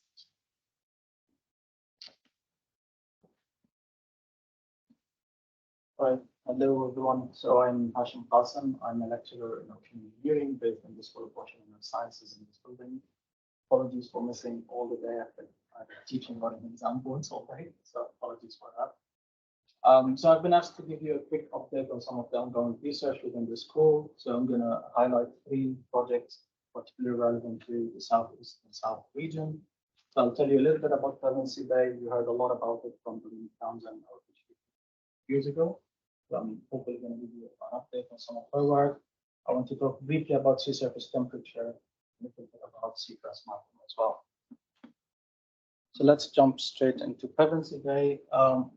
If you're unfamiliar with it, Pevensey is in the southeast coast of England. It's characterized by a large mixed sand and gravel barrier beach, which forms a primary flood defense asset in Sussex, protecting thousands of properties and important relying habitats in the Pevensey levels.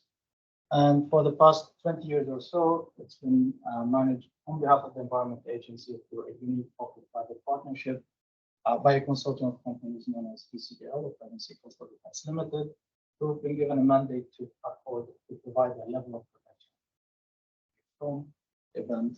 And they do this by recycling a lot of the sediment that gets trapped by longshore drift behind Sovereign Harbour, but also through nourishment, through recycling of peat material, and reprofiling of the barrier beach as well. Now, as part of their operations, they've also been conducting quite thorough surveys of the shore face, and they've highlighted that the lower shore face has been getting steeper over time. But the exact mechanisms driving that relative remain fully understood. And as we approach the end of the first phase of the management of this site, we've started working with the Environment Agency and PCDL to try and improve our understanding of the system.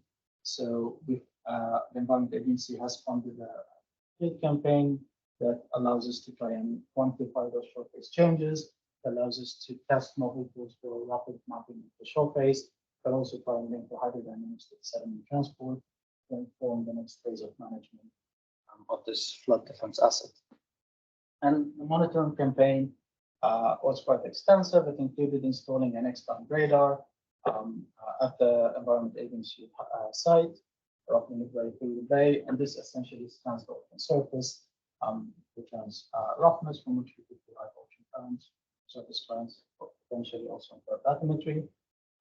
We've also conducted a series of rapid surveys using autonomous surface vessels by extending the National Network of Pitman and Coastal Monitoring Programs lines. So 18 beach profiles extended, 15 of them up to 1 kilometer offshore and 3 of them much further. And finally, after quite a long and protracted procedure to get licensing application, we managed to get permission to place 8 instrumented landers on the seabed. You can see these going from the shallowest to the deepest along the central line. So these extend up to 1.8 kilometers offshore, and they carry a range of sensors that measure the hydrodynamics of the transducers, profilers, current profilers, acoustic and optical backscatter sensors, directional wave measuring devices, AWAC system on the 2 offshore most stations, and some sediment probes as well. So hopefully they will allow us to get a high resolution data set to explain what might be going on. So the project funded the PhD studentship of Dominic Townsend, and a couple of years ago she talked to me about this being one of the most surveyed on the site. I'm just going to give you a quick update on some of her work. And a key strand of Dominic's PhD has been to explore the concept of the depth of closure, which is defined as the offshore limit beyond which there is no discernible exchange of sediment with the active shore phase. And it's a very useful concept because it denotes the limit for any sediment budget. And typically what you would do is you use an empirical equation that uses some wave parameters of the type of a period and some information in the sediment characteristics of the contained diameter, for example. And that gives you an estimate of the depth at which there is no more exchange with the outer shore phase. And so the limit for your sediment budget itself. And there are equations to define an inward and an outward depth of closure to kind of account for processes that are either greater or occur over longer timescales. Now, instead of trying to predict it, you could also try to measure it. So you could take lots of profiles over a different time interval, subtract these profiles and identify the point at which there's no change in that elevation. And usually you do this every year. So you define a depth of closure over multiple years or maybe multiple decades. But Dominique wanted to explore this over much shorter time scale. So in this plot here, we're representing the change in seabed elevation for each of the 18 profiles in the bay from the west of the bottom to the east of the top. And the black line denotes the difference between 2 surveys conducted before and after the winter season of 2020 to 2021. And then the blue dots and the yellow dots were denoting the inner and outer limits of that depth of closure, calculated for equations. But interestingly, the red dot denotes the point at which we observe maximum change in elevation, so maximum change in sediment transport, morphology. And this really highlighted to us that the bay appears to have most of its exchange in elevation or transport taking place in the very shallow near shore on the western part, and this point where maximum change in morphology takes place much further offshore in the eastern part of the bay. You can see between 600 and up to 1 kilometer offshore. So there appears to be something quite different in the western half and the eastern half of the bay. And Dominique's now exploring what might be causing this. So she's looking at active interventions, so recycling and nourishment activity. She's looking at steepening that might be related to any structures, or barriers, seawall, for example, in the lee of a profile. And she's also looking at the composition of the seabed as well. Another element of Don's PhD is to try and quantify those exchanges of sediment in the shore phase. And for that, we obviously can use the surveys, so multi-beam bathymetric surveys. We can subtract these and look at changes in morphology. But because we have radar, we're potentially able to look at those exchanges at a much higher temporal. And the image you see at the top here in the grayscale is just a backscatter image of the seabed derived from the radar data. The radar is scanning the ocean surface. We can average those and split an image of the minute, 2 gigabytes in size. But then we can look at these over tidal cycles and try and track any features on the seabed. So you can see, for example, here there are some shore-connected ridges, or what we're referring to as transverse bars. And because we can track these at very high temporal resolution, then we can quantify how fast they're moving. So this set of wiggly lines in the middle shows you the migration of these features, and at the bottom there, the rate of migration. And again, these features appear to be moving relatively fast in winter, in November and December, up to 1 millimeter per second, but this slows right to less than 1% of that speed over the summer season. So they appear to be activated in the winter, probably by waves, which takes us to the last strand, which is trying to link the hydrodynamics with the sediment transport. So I mentioned the instrumented benthic arrays. These are the instruments on the seabed. This is what they look like after a couple of months on the seabed, very heavily mediated by biological activity. I have to say, this is after September and October. It's not as bad in the rest of the year, but certainly a lot of bioturbation and biopowering, I should say, in the instruments. And this is the sort of data we're getting out of it. We're just starting to look at this data, so I don't have really results to show you from here. These are the two outermost stations, and we're getting things such as changes in water elevation. We're getting currents at different elevations of the water column, associated backscatter, acoustic and optical backscatter, from which we can derive suspended sediments. We have some sediment traps. We have directional wave data as well. So really a high resolution from a time perspective, a high temporal resolution data set at these 8 discrete locations, which we're going to use to try and compute wave energy fluxes and try and link that to the sediment fluxes as well. So quite a lot to look at soon. One final thing I want to mention about Pevensey, once this updates, is that Pevensey, I mentioned at the beginning, is a mixed sand and gravel valley beach. Mixed in the sense that if you were to take a core in the beach, you'll see sand and gravel mixed together. In the longshore, you'll also see sand and gravel mixed together, albeit sometimes patchy. But if you go in the crossshore direction, you could refer to it as a composite beach because it's fronted by a much shallower sandy foreshore. Now, there's also, as you can see, mud in the system as well. And typically, when we're dealing with open thrust environments, a lot of us don't really consider the mud element at all. But the fact that it's made out of heterogeneous sediment composition really poses challenges to modeling as well. Most of our existing models for morphological change require a representative sediment size of single grain diameter, for example. And it's quite difficult to account for the heterogeneity. Now, the heterogeneity in the sediment isn't only in space, but the sediment is also changing in time as well. And this is just to illustrate, so that's the central line, and each of these points represents one of our stations. And these are images taken of the seabed, so they're very hard to see here, before the instruments were installed. And this is a survey that you see in the middle, taken by one of the ASVs, between 2 different time steps. So this is in September, this is in June.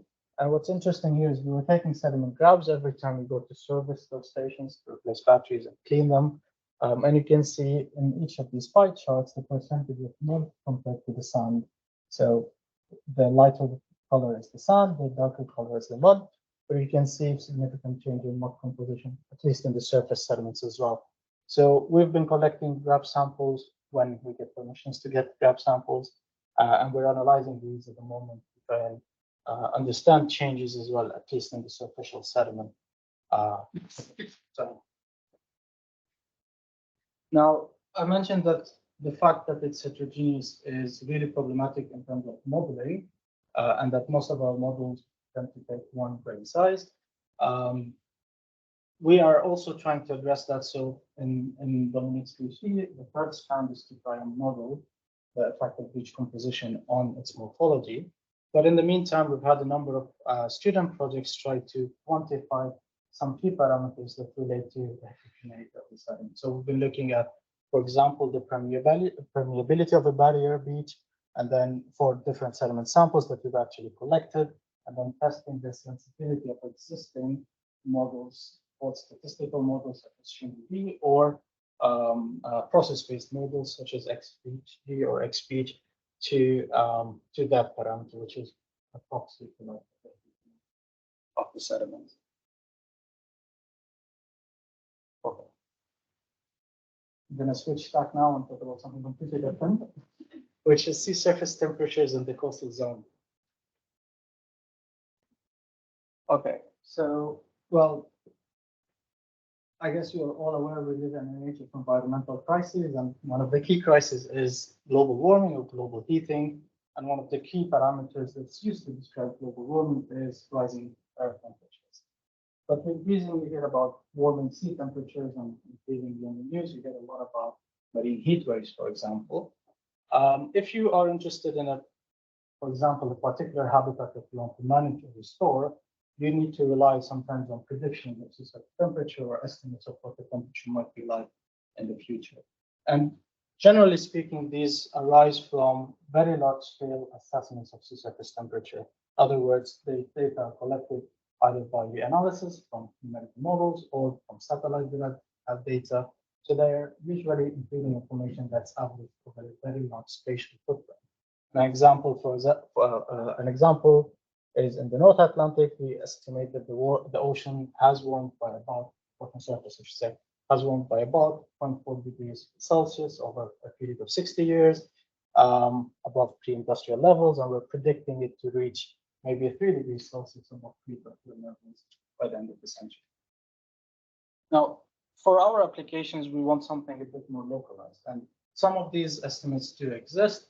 So, for example, in the last CCIP report from 2020, they present rates for the UK shelf, and they divide this into regions, so southeast, southwest, east, west, and so on. And again, these are averaged over quite large spatial footprints, and the highest they report is a warming of up to 0.24 degrees Celsius per day. So much warmer already than the existing data sets. If we were to zoom at our coastline, and this is just a set of satellite images of sea surface temperature in spring, summer, autumn, and winter, you notice that the gradients in temperature are much more starkly observed in the very shallow coastline region. Certainly, you can see it in spring in our key estuaries. So if you're interested in running a specific project or a specific site, we really want something even more representative of that particular locality. Luckily, we have the National Network of Regional Coastal Monitoring Programs for England, which has a series of buoys around the coastline, and in the South region in particular, some of these have now been in the water for about 2 years. So we can just about start looking at long-term trends. And so we wanted to test the data. Each of these wave rider buoys, roughly about 4 kilometers offshore in about 1 meter of water, has a sensor roughly 0.5 meter below the surface, very high quality. And we therefore use data from the key stations, which are long enough in the record. And we compared it to some satellite-derived data on different spatial footprints, including data from the MODIS Aqua satellite, but also some reanalysis data, such as the Hadley Center reanalysis data as well. This is the sort of plot that we get.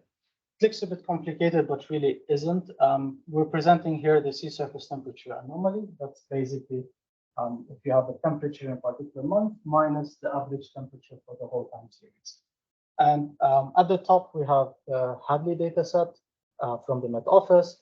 These 5 panels there are the satellite-derived data with different spatial footprints. Some of them coincide with some CCO buoys as well around Rustington and moving offshore. Then we have the buoys of the CCO and then RCMP from Penzance in the west to Folkestone in the east. And then finally, we also have some stations from CPAP, which are basically bucket and thermometer measurements taken at the shoreline.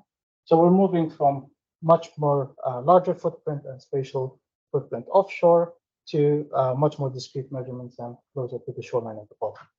And the first reassuring thing we observe here is that these data sets appear coherent. They're all showing similar trends. You can see, for example, 2007 being particularly warm, 2013-14 being particularly cold, the re-emergence of the North Atlantic blue blob in 2015.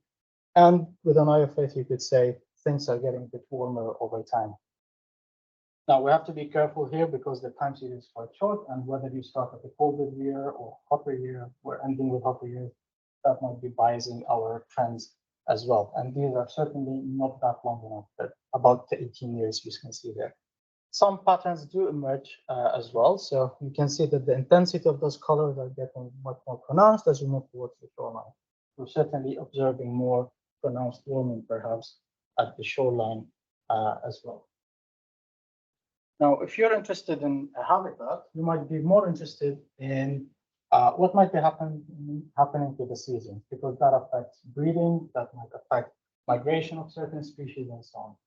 So another way of representing those anomalies is to look at, say, the temperature of this month, November, minus the average of all Novembers, or January minus the average of all Januaries.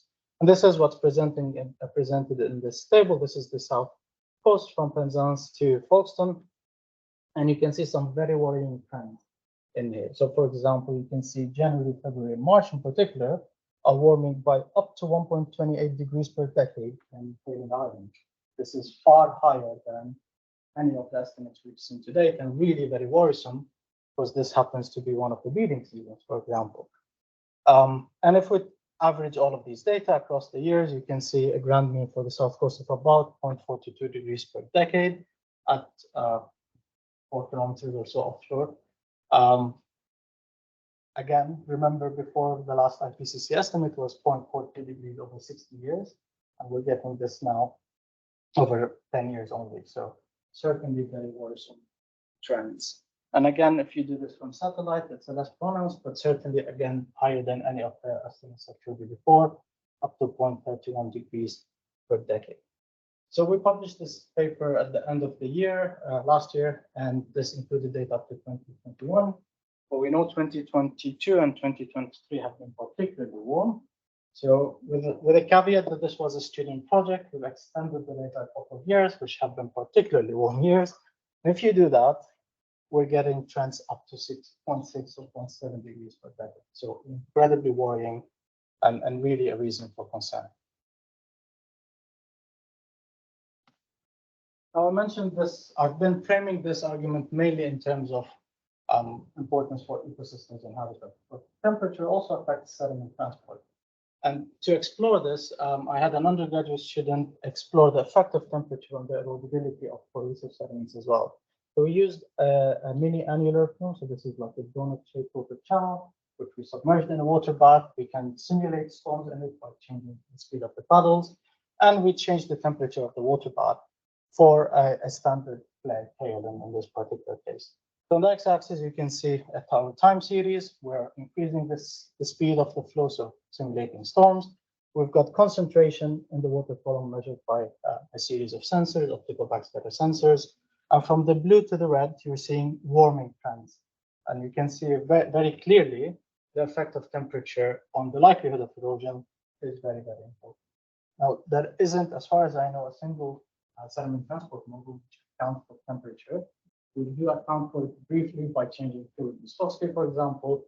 No sediment transport model accounts for temperature. And temperature might be a very important thing to take into consideration, particularly when we're dealing with muddy environments.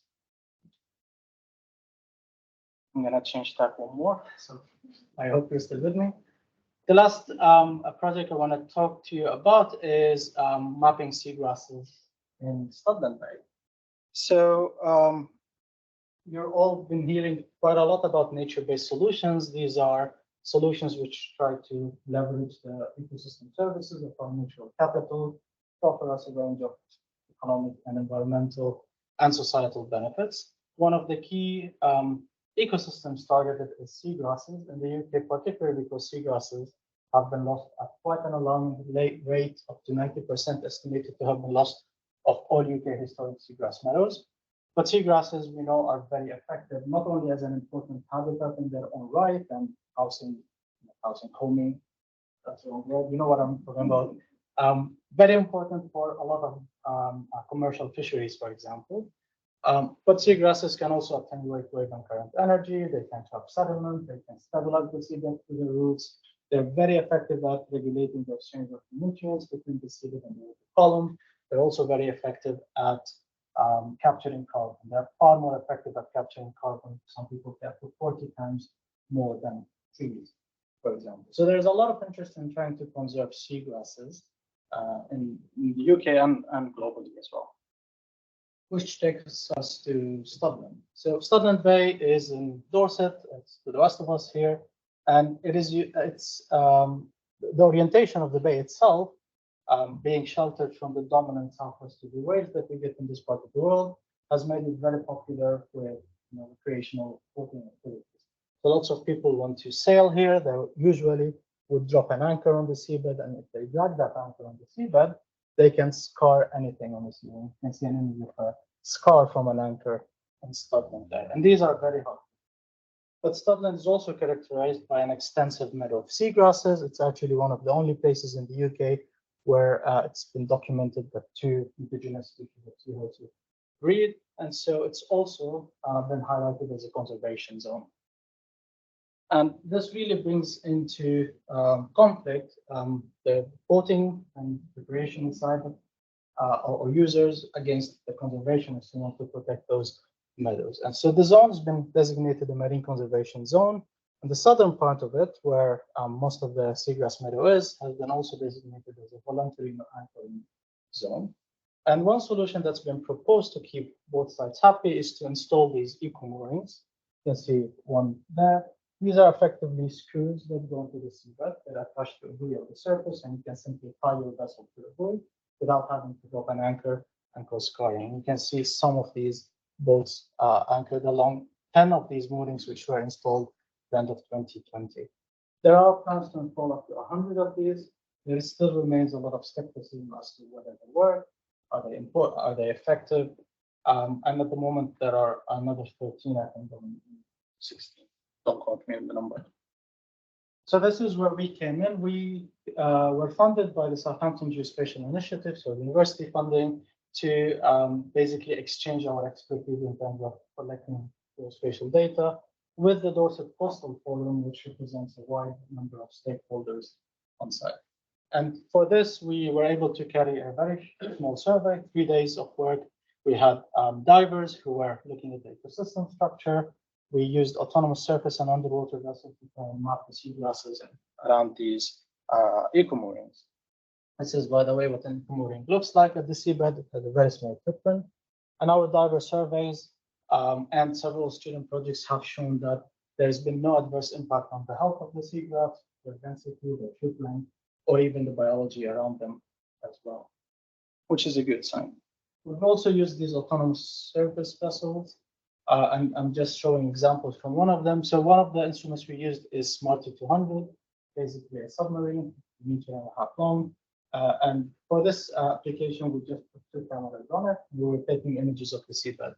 And within a deployment of about 3 hours, we collect 11,000 images or so. What we can then do is we can feed those images into a machine learning algorithm. The algorithm can classify them and tell us these are 200 representative images, which we can then offer to a biologist or an expert, and they can tell us, well, this is algae, this is 20% seagrass cover, this is sand, and so on. We tell that to the algorithm itself again, and then the algorithm reprocesses the data and gives us very high fidelity maps of the seabed and the distribution of the seagrass cover as well. So this really cuts down the time significantly in terms of doing surveys with multiple eco-sounders and divers, and people with quadrats on the seabed counting individual seagrass leaves as well. And I want to end with another opportunity. This is another project that we're excited to start, and we have a fully funded PhD to look at the intertidal dynamics of hydrodynamics of a management alignment site in Medmarie, sorry, and in Pagham Harbour. So if you're interested, if somebody is interested, please tell them to apply. The deadline is the 3rd of January 2024. We have a really cool team. You have to work with me, unfortunately, because also Ian and Charlie. We have Konstantinos, who's joining the NOC soon, and Heidi Burgess from Brighton University as well.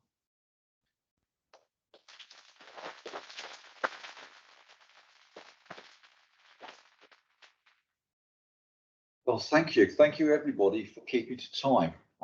Absolutely brilliant. Now, I'm a little bit amused by all that. There was so much information in that very short, short session. I'm stuck for questions. But there, Christine, you had some particular things you wanted to tease out, like interest. So, do you want to just expand on that? Well, I suppose Because now's the chance to get some feedback. would it be useful to have a UK-wide stitched together entire map of the UK? Is that a thing that people would ever use? How might it be, ideas about how, because I think their observations, I think, just shown very clearly, is when you integrate it actually on data, right? And that's, we're kind of purely, not purely, we're of Earth observation, but, how we use this in conjunction with other things is quite interesting. I'm interested in ideas, and whether people think it's valuable, whether you're like, yeah, whatever, just carry on with it, but it's not relevant to that. It's good to know too. I'm going to ask Charlie what your comments. Well, I think it got a lot of potential benefits. From the point of the monitoring, for areas like when you can't get there. You can't monitor it in a way. Mm-hmm. But you had but in terms of a UK-wide map, I'm not really sure, but I think it's really ever been done at the kind of resolution that you can do it at. There's loads of attempts to do it, always much too low resolution. So yeah. And I realised I didn't explain the last slide. I had the coast X-ray paper up. So the guys in Scotland did they did a UK-wide map, but it was a 5-year composite. We used only optical data, and I think we were in a completely different place there. We could produce annual composites. Would probably be where we'd start. We could do shorter time series, but I think at the moment we're settling on annual. Correct me? We can go down to. It depends how many images we've got, and it depends a little bit on the area. And we're one satellite down at the moment. There's one of the Sentinel-1s. Years ago, and I haven't put a new one up yet. But that walk and bay animation will within 6-month windows with the seasonal variations. It just depends how far we can push it. And we could do a 10-meter resolution for the whole of the UK if we had big enough pot of cash, which is not massive. We reckon for 150k to do it. So I'm going to be going around with a little bucket. And begging bowl. Exactly. We get enough people. And any space agency has funding. Do they? Yeah. And they don't like They're it. struggling. Well, we'll have a chat about that. It's not an answer to your question. It is a question. Sorry. At the very end of the presentation, the map with loads of sites. But I don't think you said what they were. I was curious to know if they were sites that you were interested in. One of them put back to the Medway Estuary. And there were quite a few in Scotland as well. Was that on the east? Was that the very last Very slide? last. Yeah. That's the Scottish version. That's the Coast X-ray project. Yeah. Didn't it have the whole of the UK? It did, Yeah, But so that's, they did stuff in Kent. they did everything. They did the whole of the UK. We did a 5-year. They did a 5-year composite map of the UK, and you can get it all. It's on a lovely web interface. It's slightly different. It's based on what it gives you as percentage inundation. Not quite the same thing. Hold on. Can you explain that? They don't associate it with tide. They say, is this wet, is this dry in the image, and give you a percentage of this pixel is wet or dry 30% of the time. But slightly It's taken me 4 years. Yeah, one of the benefits of this is So it's in a we use. The other benefit I can see is certain indication of well missing or hard to. So being able to have a whole UK map and be able to say these are the areas really confident. I think for me, the idea of having it all, going back a few years now, having it all would be the thing as a baseline to say, right, okay, this is what we've got. It's quite often you don't fully understand the benefit of something till you've got it, and then once you've got it, then you say, no, I can't let that go. We need that again. We need to repeat that every year, every 5 years, whatever. But you don't know how good something is until you've actually done it, and then I'd go on that basis. Well, I agree, but it's helpful if I can write an argument that says these people think it's a really. Well, in that case, so there's a consensus that anyone says that they don't like the idea of doing a baseline survey. Because then you could say there was a majority in the room that said we feel that it's a good thing to do as a baseline survey. But nobody said no. I know that's a foolish way of doing it, but I think it works. Yeah. But it was, yeah. Forgive me if I'm unaware of certain, but personally, I was looking at trying to derive a seal from comparing Sentinel data to growing data to ground truth, the National Centre for National Efficiency and Monitoring of change assembly, negative with respect to, for example, evidencing deterioration of or efficient habitat and program. You can imagine the different applications, just be able to have a proxy of change that we can scale from that would meet also the reductions of monitoring spend that the agency has experienced. So, something that would enable us to use machine learning to highlight areas of change over a certain threshold, quickly tell us how much we gained and lost. And as I understand it, we're limited to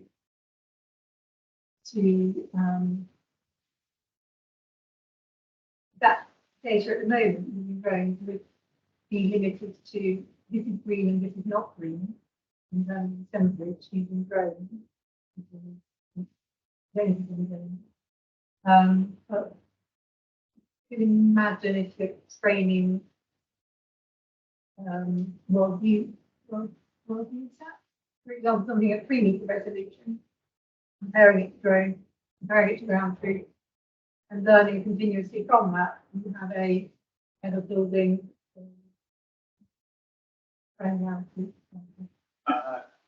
What I was going to say is that while the principal output of this is a very uniform elevation map, because we're accessing 2 different types of satellite imagery, we also, while we're at it, produce summaries of those as well.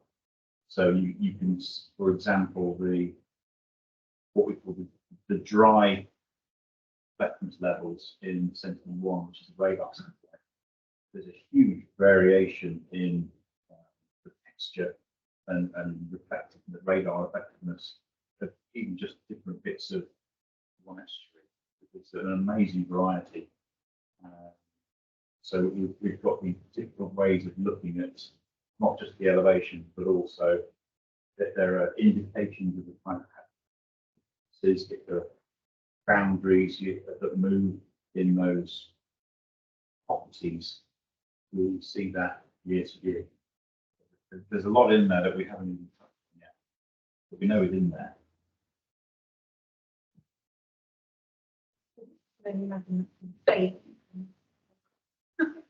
Sam?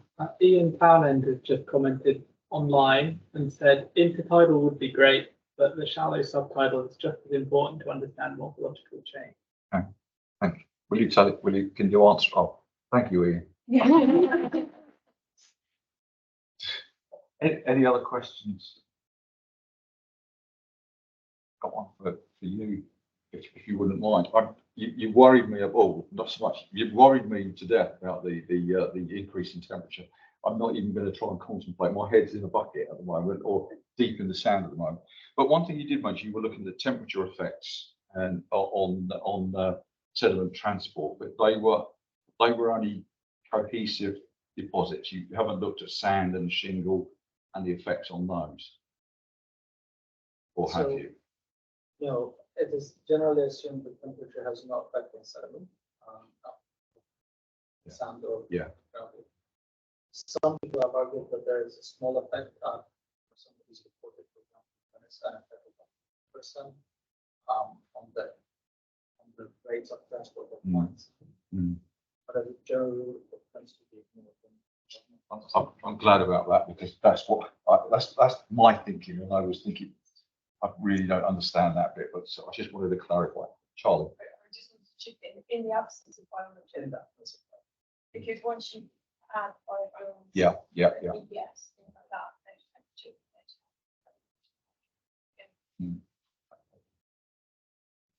Any other? Another question? A couple of online questions for Luke. So the first one was from Uwe asking, instrument exceedance levels are interesting, but fairly meaningless as to what this means for the practitioner on the beach. Good example is the surge of nearly 1 meter on Thursday, which completely missed both high tides. Likewise, there was some 4 meter waves out there, but they had the same impact on the beaches that to say a 2 meter offshore wave, where there are depth limited conditions. Could you please clarify the importance of your work for the practitioner on the beach? One sentence. Well, yeah, indeed. Well, yes, the impact of any storm, any kind of high exceedance level of any kind of sea level parameter is very dependent on beach conditions, on a multitude of different site-specific characteristics. I think our research was showing it was more to do with the idea that these things can happen, and the impacts that they will have at any given site at any given time is so dependent on a multitude of different factors that it's more up to the practitioners at any given site to determine what this means for them. But we are showing that the idea that kind of big storms will cause the most damage might not be as true as previously thought. There's been a lot of research as to how low energy conditions can cause beaches to erode. It can also cause beaches to accrete. And it's more to do with the idea that kind of the clustering of exceedances is something you'll see, it's something you should prepare for. And yes, I understand that it will be difficult to look at it and say, well, if this is going to happen, I don't know what's going to happen at the beach in theory, but it is good to know that these things will occur. Also, with the atmospheric work that they've been doing, it's also very likely that the storm clusters will occur at the same localities and also on the same storm tracks. So what you see from a first storm in a cluster is very likely the same kind of conditions in terms of wind direction and parameters that do affect kind of how a beach or a coastline will respond will be the same. So yes, I do think the work has value, but I do accept that the value for practitioners is much harder to digest. But I think it is noted that kind of clusters will happen. You will see high sea levels, high waves in quick succession, and they do have the potential to cause quick damage. Whether this will actually be realised, yes, will be determined by significant kind of site-specific characteristics. Thank you. Have you got any more online? One more. Okay. I've got several in the room now. Sarah Barrow. Why was wave period not included within the parameters for the cluster study? Apologies if it was. I had to take a call. I only saw wave height surge levels and still. Yeah, we didn't look at wave period mainly just because of the lack of data record. We weren't kind of finding the same, we could come to the same conclusions that we did with sea levels and surges. We wanted to kind of put in as much kind of historical length as possible. So we kind of just left wave height in there as the kind of one of the most important parameters for kind of coastal flooding in particular. But the study was more focused on sea levels and surges because we have far more data for it. And as a paper, it was becoming very bloated with the amount of data and that figures. And we didn't want to overcomplicate the message by including the theory as well. Maybe some more work and maybe to do with erosion risk as well. Maybe that's what Sarah's getting at. Yeah. I know the beach she's dealing with was not so much flooding, more erosion. Yeah. At the moment, we're more focused on primarily the hydrodynamics. So we're doing work at the moment on a 500-year model from the Environment Agency, so I'm looking at clustering and the natural variability. I was going to ask, are you talking to the Environment Agency? Because what the practitioners need is how do they factor this storm clustering in their future design and get approval for it? So that's, I'm not expecting an answer, but just if you are talking to the agency. Yes, one of my supervisors is in the. Brilliant, that's brilliant. I think I had a question from you. It's Jane Hornsby. You can take that one away. You're fine. Did you want a question as well? Oh, you didn't. Okay, just one last question then. Yeah, more of a statement really that the asset work we were talking about earlier. We're building a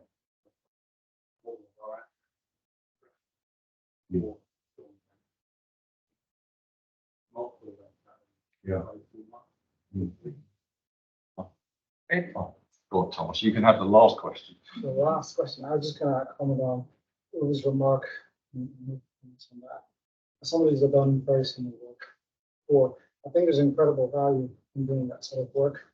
You know, what Lucas we were drawing out is general patterns of storminess on a sort of regional to national scale, which has value in and of itself.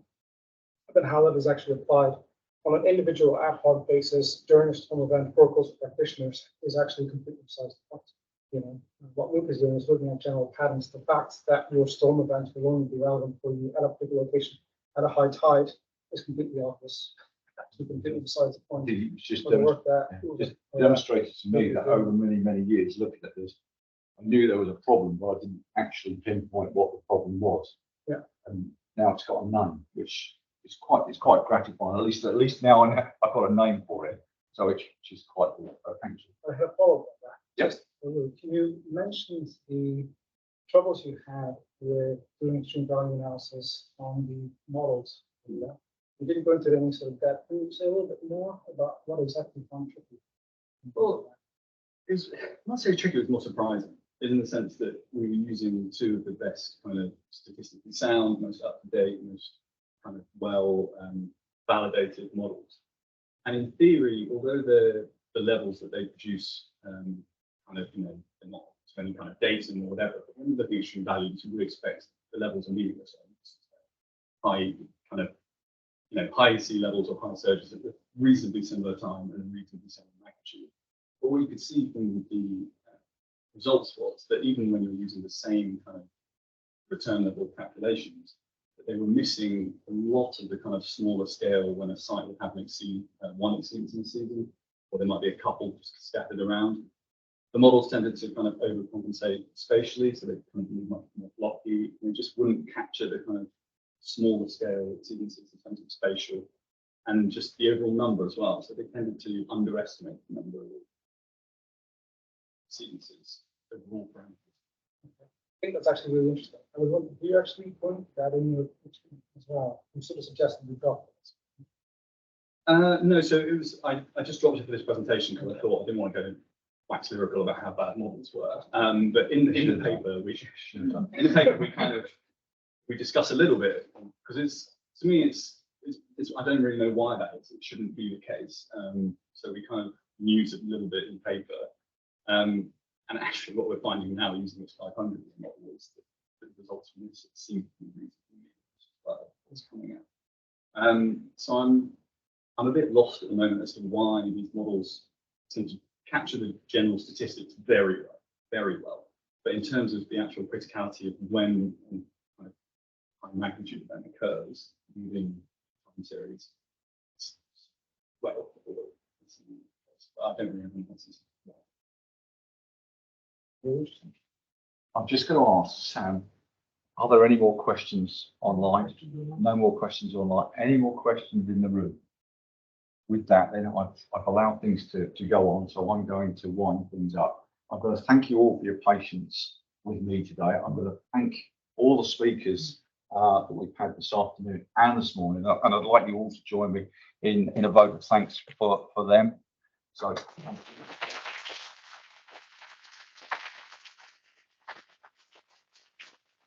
Before we all rush away, we need your wrist tags back. And badges. And badges. Do we need? Can we leave the badges in the room? But do you need the tags to get out? Yeah. Okay. So Right. someone's. So badges back of the room, and then hand your wristbands up into. Is someone going to be out there? I'll be out there. Just give them to me. Okay. So look for Poppy. Okay. And with that, thank you very much. Safe journey home, everyone. Thank you.